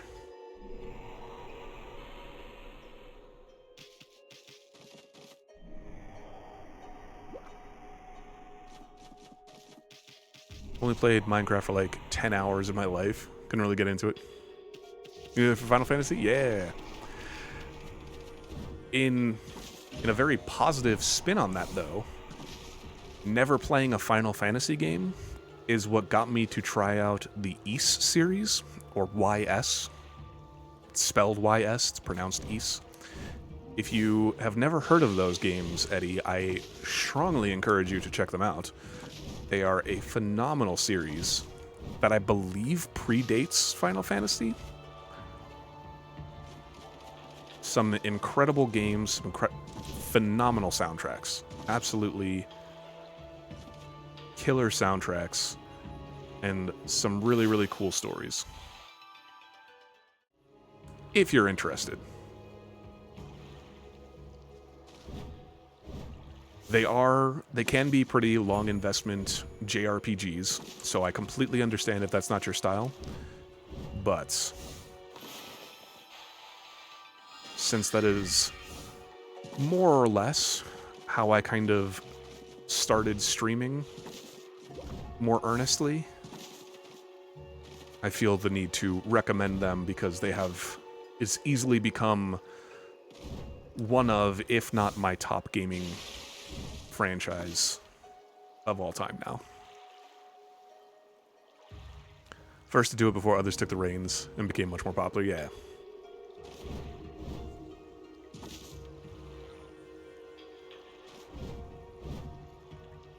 Oh.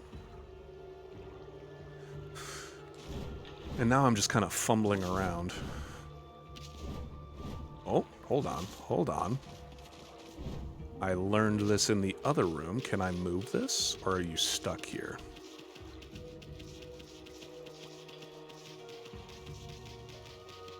Yeah, you're stuck. Bummer. Depends, I can play any type of game. Not picky about genres. If a game's good, it's good. Yeah, there you go. I like and appreciate that mindset. There are loads of really awesome games out there.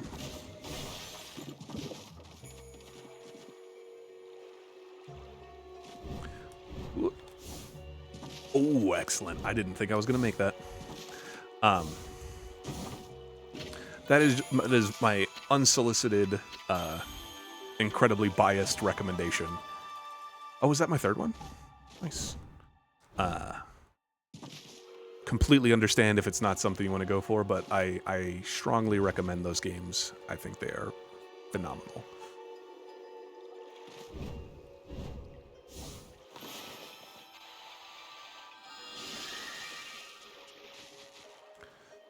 Seen someone play Hollow Knight, considered one of the best games of last generation, say it has bad code and bad design because of their skill issues. Ugh. See, that's a take I can't get behind. Because you don't have to like a game in order to recognize like it's a good game. Like, I recognize, understand the value and importance of Final Fantasy games. I recognize the value and enjoyment and importance to the industry that Minecraft has had. But I'm not going to say it's an awful game. Oh, I forgot you move around and do stuff now that you're... Oh, and then you do this. Yep. Oh, I was anticipating a movement that you did not do.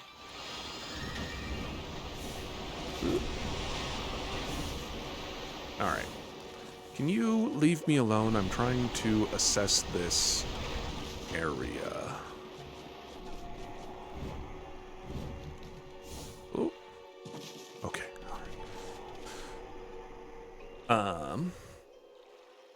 Top 5 fave games are all different genres. Okami, Pokemon, MD, Explorers of Sky.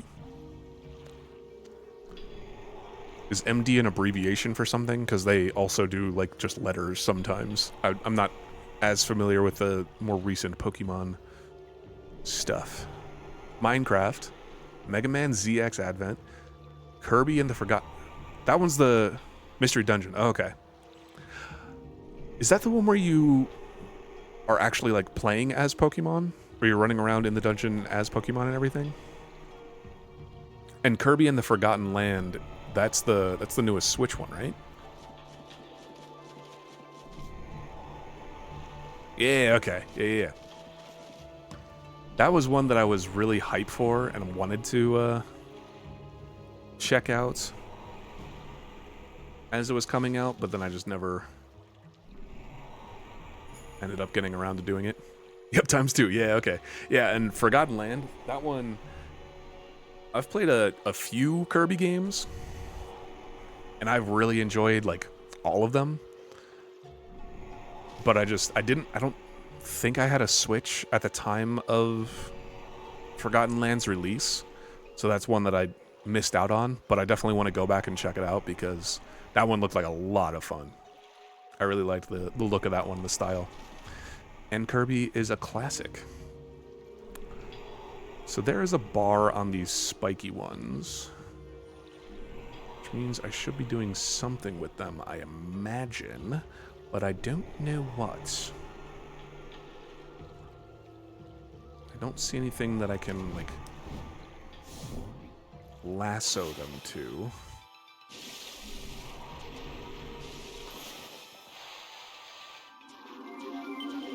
Hello? Thank you.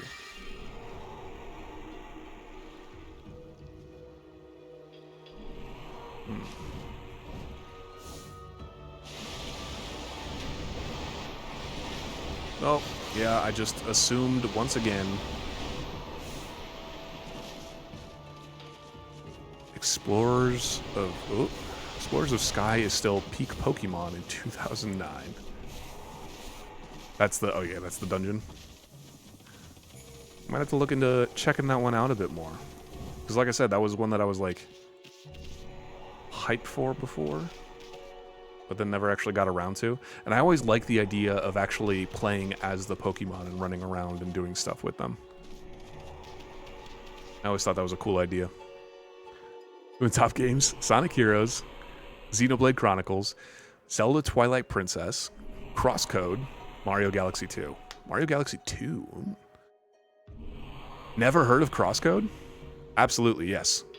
Crosscode is a very, very awesome game. Did it? Oh, it did come out on Switch. It did come out on Switch because I remember... I remember learning about that. Very, very, very awesome story. Awesome soundtrack. The control system is a little bit weird. It's a little bit different and something to get used to for sure. But it is, once you get into it, it's very cool. I'm making the moon so I can lower the water. That's another, like, longer story game. Another longer story game with, like, a bunch of RPG elements to it. But a very, very cool story. Very fun. Oh yeah, you can easily spend loads of time in there. Okay.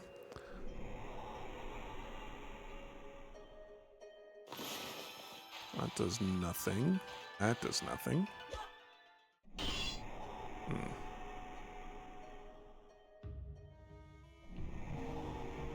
What did that do?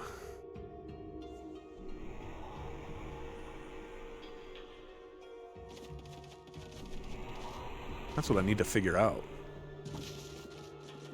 Yeah. It is a good time. Did I try wind on this? Okay, not wind. Bomb? Is there fire around? No. Bomb did nothing. Oh. That startled me a whole lot more than... We got a hook!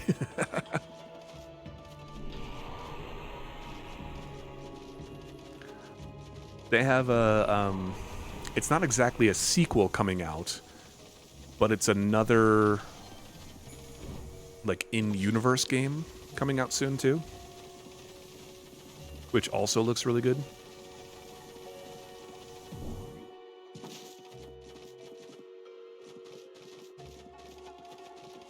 Do I need to stand on it, maybe? It's changing my camera. Okay, I need to stand on it. All right, I'm just being silly.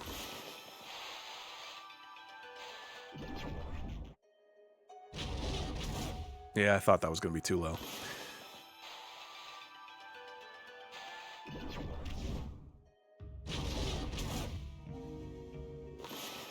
I don't really know.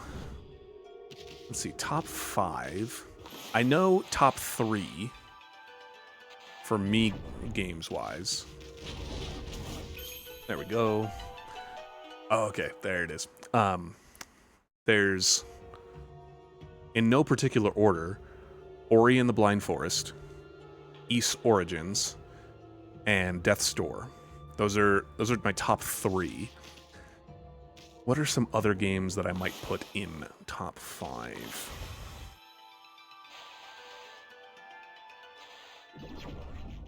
I don't know. Nice. Yeah.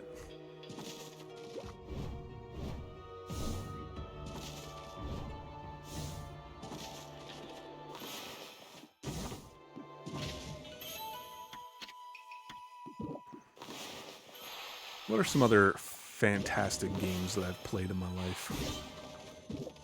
There's so many.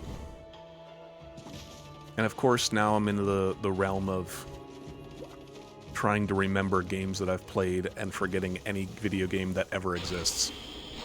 Oh, Grease was really good. I don't know if I put it in top 5, but that was definitely a solid recommend. That's a very, very good game. Very short, but very awesome game. Another beautiful soundtrack game.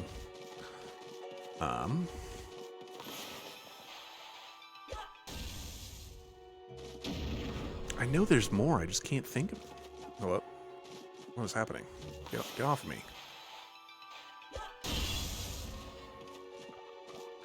Where'd you come from? You just appeared.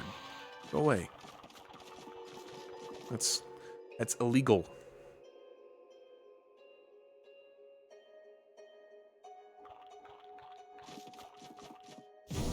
Yeah, Grease is a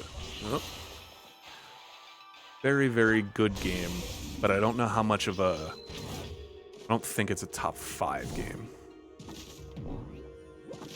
Funny how you should say about soundtracks because they are doing a collector's set of Grease and Neva. You got a link to that mystery? Because that is... Lucky Mallet. What is this? Finally, something interesting. Wait, there's a Lucky Mallet. Is this what you're looking for, babe? It can shrink people down until they become so small that they can pass through the eye of a needle. Certainly a tool with such powers is a great treasure, but doesn't it provide an answer to Queen Himiko's prayers for peace? Huh. Someone else mentioned an eye of a needle lately. Oh yeah, it was that half-baked prophet Waka back in the Seance City. Remember? He says something like, even the most solid defense has a tiny gap like the eye of a needle. Wonder what kind of place he was talking about. Amaterasu, it seems what I was looking for isn't on this ship. Unfortunately, we must leave without it. Aw, cheer up, babe. The ocean's a big place. You'll find what you want somewhere. That may be so, but going into the ocean now is suicide. Well, as long as the water dragon is still about, that is. Sheesh, nobody can shut up about that thing. Didn't think the water dragon ruled Ryoshima Coast or something. Well, don't forget we have Boss Ami here with us. Let's go think things over back in the city. I'm sick of this ship. I'm not sick of the ship. There's still plenty around here. Ooh.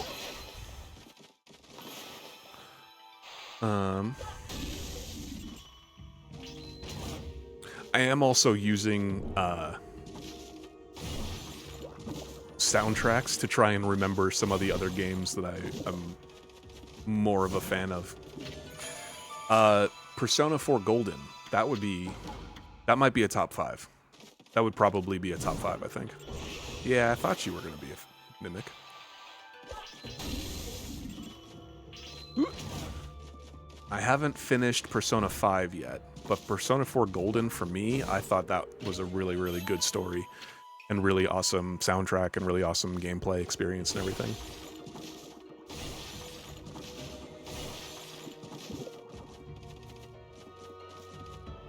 On Discord, thanks, Mystery.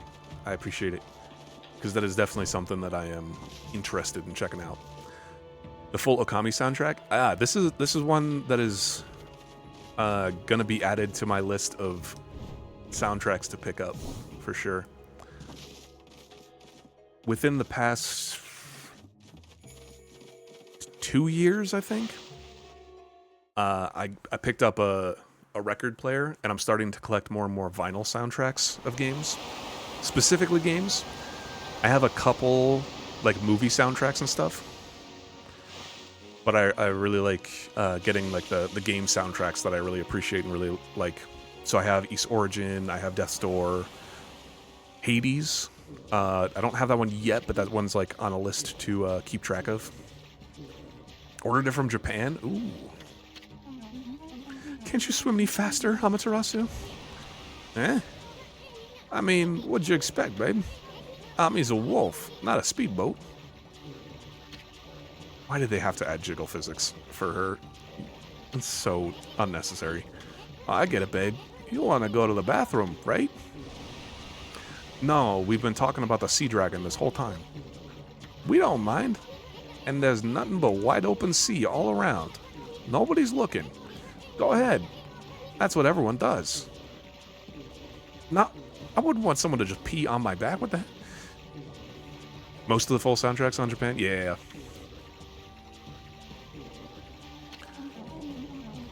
A friend of mine, just a couple months ago, did a Japan trip, and he's massively into manga, specifically.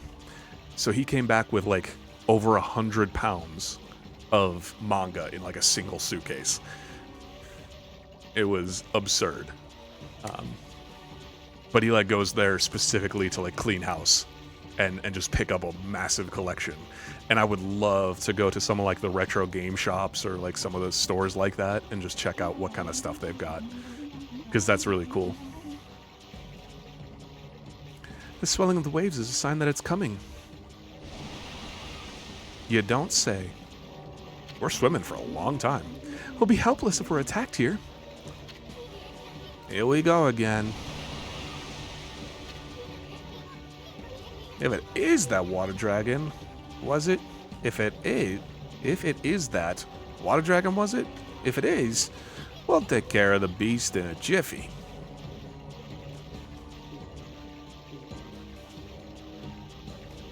Is that the conversion? Yeah, it was.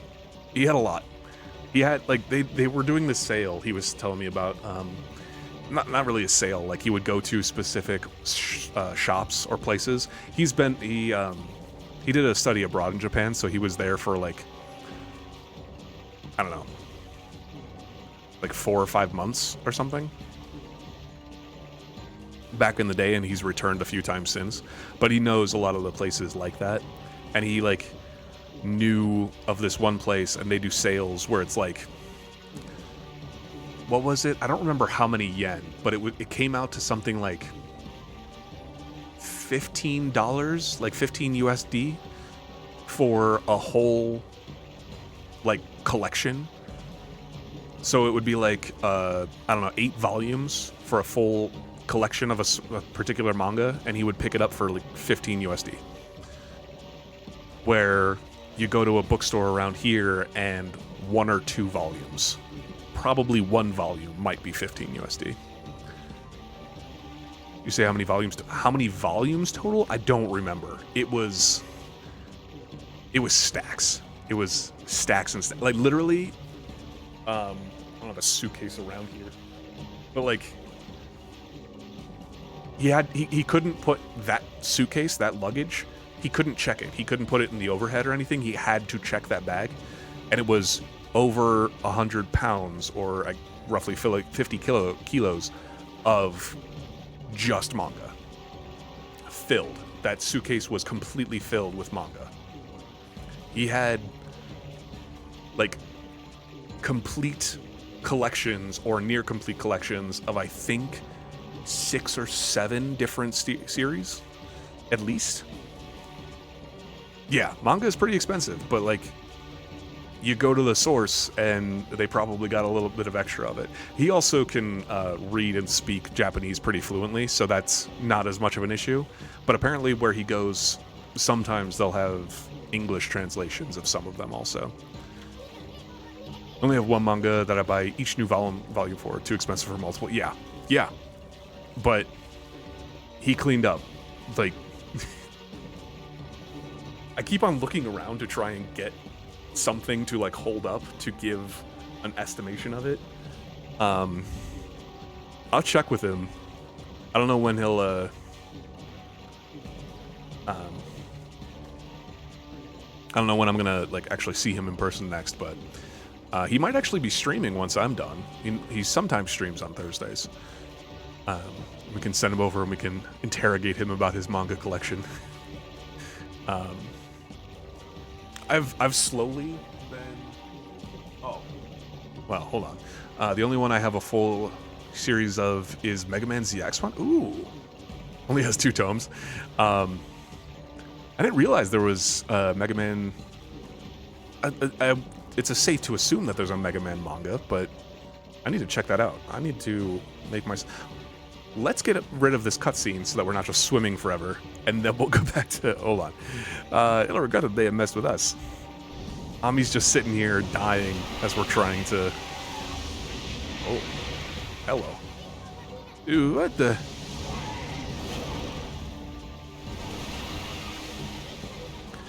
Where'd that thing come from? Oh, she can just walk on water? What the? That's cheating.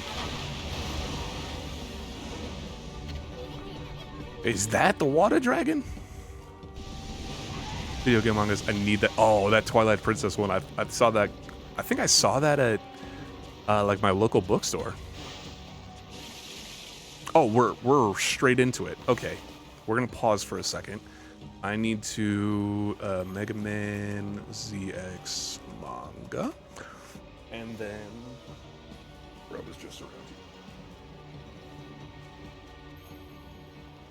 This is the only full collection I have. It's this fun series called Colorless. I don't know if that's reversed or not. But it's only, what, 7 volumes? And the thing that I really like about this one is how, you know how manga are like black and white panels regularly, right? Try not to get too much of a spoiler page, but this one has, well, I guess just on the cover, reversed on cam. Okay, it's just colorless, so like color with the US spelling, so no U, but colorless, just like the word. And like the manga is like you normally have fully black and white, but then there'll be little pops of color. And this happens throughout the actual pages itself too. And it's an actually in-lore, in-world reason for all of the color being gone and there being these little pops of color here and there. And so it's a really, really cool concept, I thought. And I thought the story was pretty fun. It's not like super breathtaking, groundbreaking story or anything, but I thought it was really, really cool. And the art is phenomenal. It's the story and art by Kent, and this is their first. It's going to be reversed too. I don't know why I'm holding it up. Kent. But it's their very first project that they ever put out. And the art and the premise are really cool, so I thought I ended up really liking it. And now I'm starting to slowly work my way through Shaman King.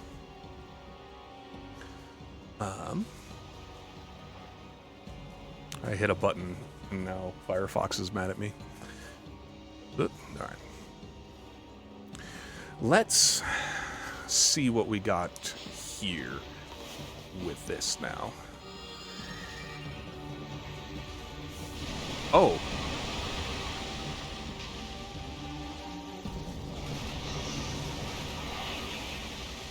Well, all right then.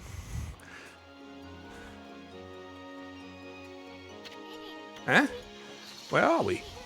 We're not. Oh, cruel world, I'm too young and handsome to die. Well, that was nice. I thought I was fighting, so I tried to attack and ended up dashing just right into its mouth. So that works, I guess. And second thought, maybe we just washed up on shore. Did you see what attacked us? It was huge. What the heck was that, Ami? Nobody told me something like that was on the loose around here. Yes, they did. And what's with that busty babe? She took off without us. Boy, I'm gonna give her a piece of my mind next time we meet. Eh? This mallet just jumped out of it by itself. I hate to see treasure run off like that. After it, Ami. What? Is it just gonna be just out of my reach for a while? Even as I'm picking up speed?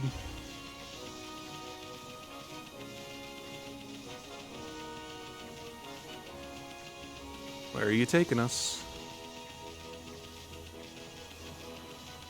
Into the city, of course. Okay. I didn't think it would let me get it.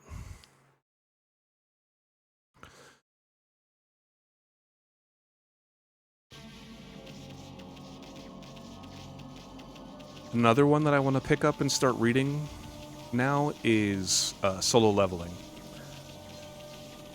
Because I am caught up with the anime now. I guess technically it's not a manga, it's a manhwa. But I really, really enjoyed that show.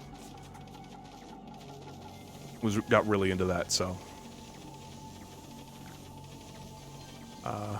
He soon calls Rao Busty Babe, but in French he calls her Big Boobs. That's...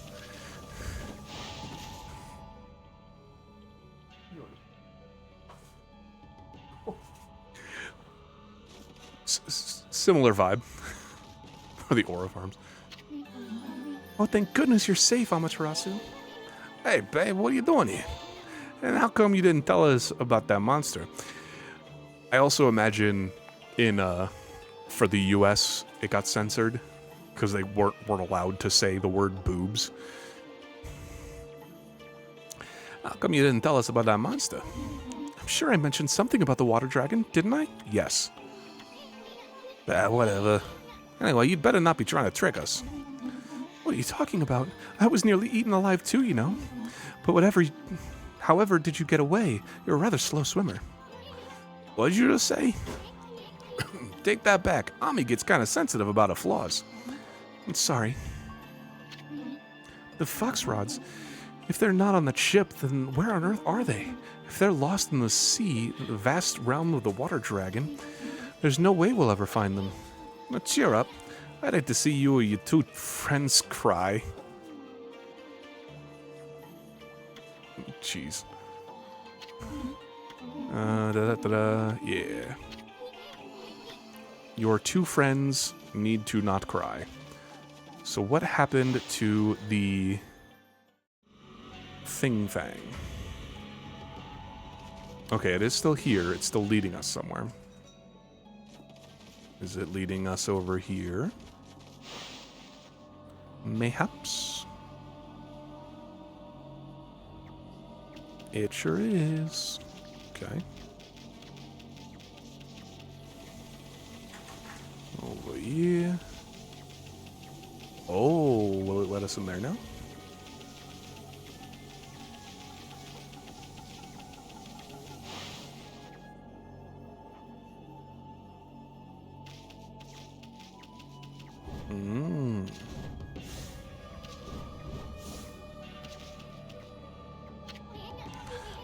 Now we got you cornered, you mallet. No treasures ever escape from the Great Uson. I'm gonna sell you to some greedy merchant and... Huh? Hey, wait. Check it out, Ami. Isn't this the place where that swirling mist is coming from? You made us chase you here for a reason, mallet. Wait, I think I get it. A lucky mallet can shrink people, right? You want to shrink Ami here? And you want us to go into the creepy-looking hole, don't you? I don't know. Why would Hammerhead here want us to go in there? Still, might be worth checking out, Ami. I mean, this place has got to be the source of that mist. If Queen Himiko's not gonna do anything about this mess, then it's up to us to find the truth. Anyway, we haven't found a single brush technique in this darn city. How could we possibly pass up this palace? Okay, Mallet, we'll enter the hole. Now come on and work your magic on Furball here. Ready to get hammered, Abby? Ready to get hammered. Bring it? No way. Now that's what I wanted to hear. Furball is all yours, Mallet. Hammer away. A sentient hammer.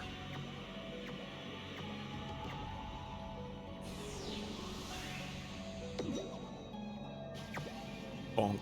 Bonk. Bonk.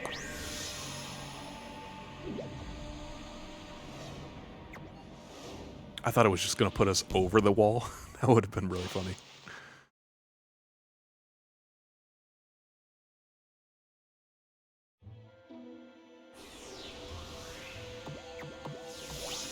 Oh my gosh. What's that game? It's not growing up. You're like a bunch of kids that are put out into Grounded. That's it. A bunch of kids that get shrunk in the backyard. You should see the look on your face. A few shakes of a lucky mallet reduces things to my size. It's not for clobbering people or anything, silly. Boy, I'll never get tired of messing with your head. Oh my gosh, you're actually a dude. Huh? What's gotten into you? You forgot what I look like already? Now you listen here, Furball. You better remember me this time or else. I'm Missun the Wandering Artist. You got it?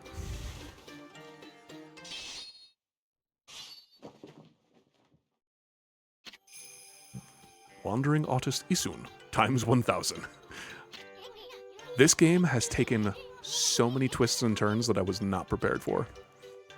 Besides, I'm so dashingly handsome, who else could it be? Bet you see me in a new light now.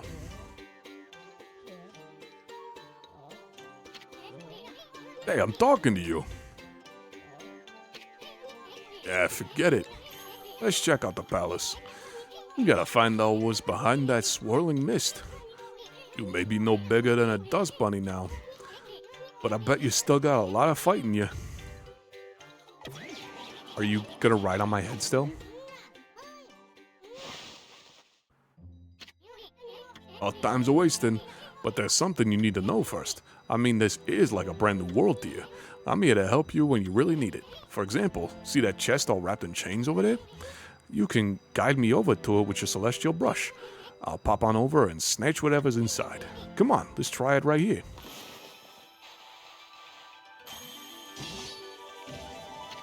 Now that's what I'm talking about. Nothing stands in the way of my trusty sword, Denkomaru. But listen up, I don't want you getting any funny ideas. I may be one mean sucker, but don't go launching me at monsters.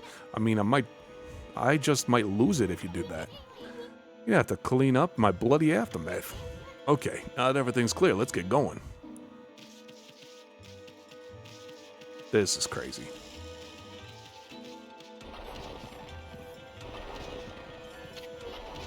Well, that was close. Better watch out on me. Remember, you're no bigger than a dust bunny now. Better watch it or we'll end up at the bottom of someone's shoe. Now you know what I have to deal with. Anyway, this mist is getting thicker, isn't it? I knew there was something fishy about this place. Oh my goodness. Save time. And this might actually be a good place for me to call it today before we get too invested. I am very invested and I very much want to see where this goes. But we're pretty close to the end of my normal stream time, and I wasn't even expecting it to make it the usual 3 hours today anyway. So I think I'm going to call it here and then pick up next time. Next time, oh my gosh, I forgot that it's May the 1st. We're in May now. And next stream will be on Sunday, May the 4th. Star Wars Day. Oh my gosh. Sunday will be the next stream. 2 p.m. Pacific, 5 p.m. Eastern start time as per usual. Usually streaming on Sunday, Tuesday, or Thursday. And Thursday, not or. And I'll be picking up more Honey, I Shrunk the Okami. And see what's going on with that next.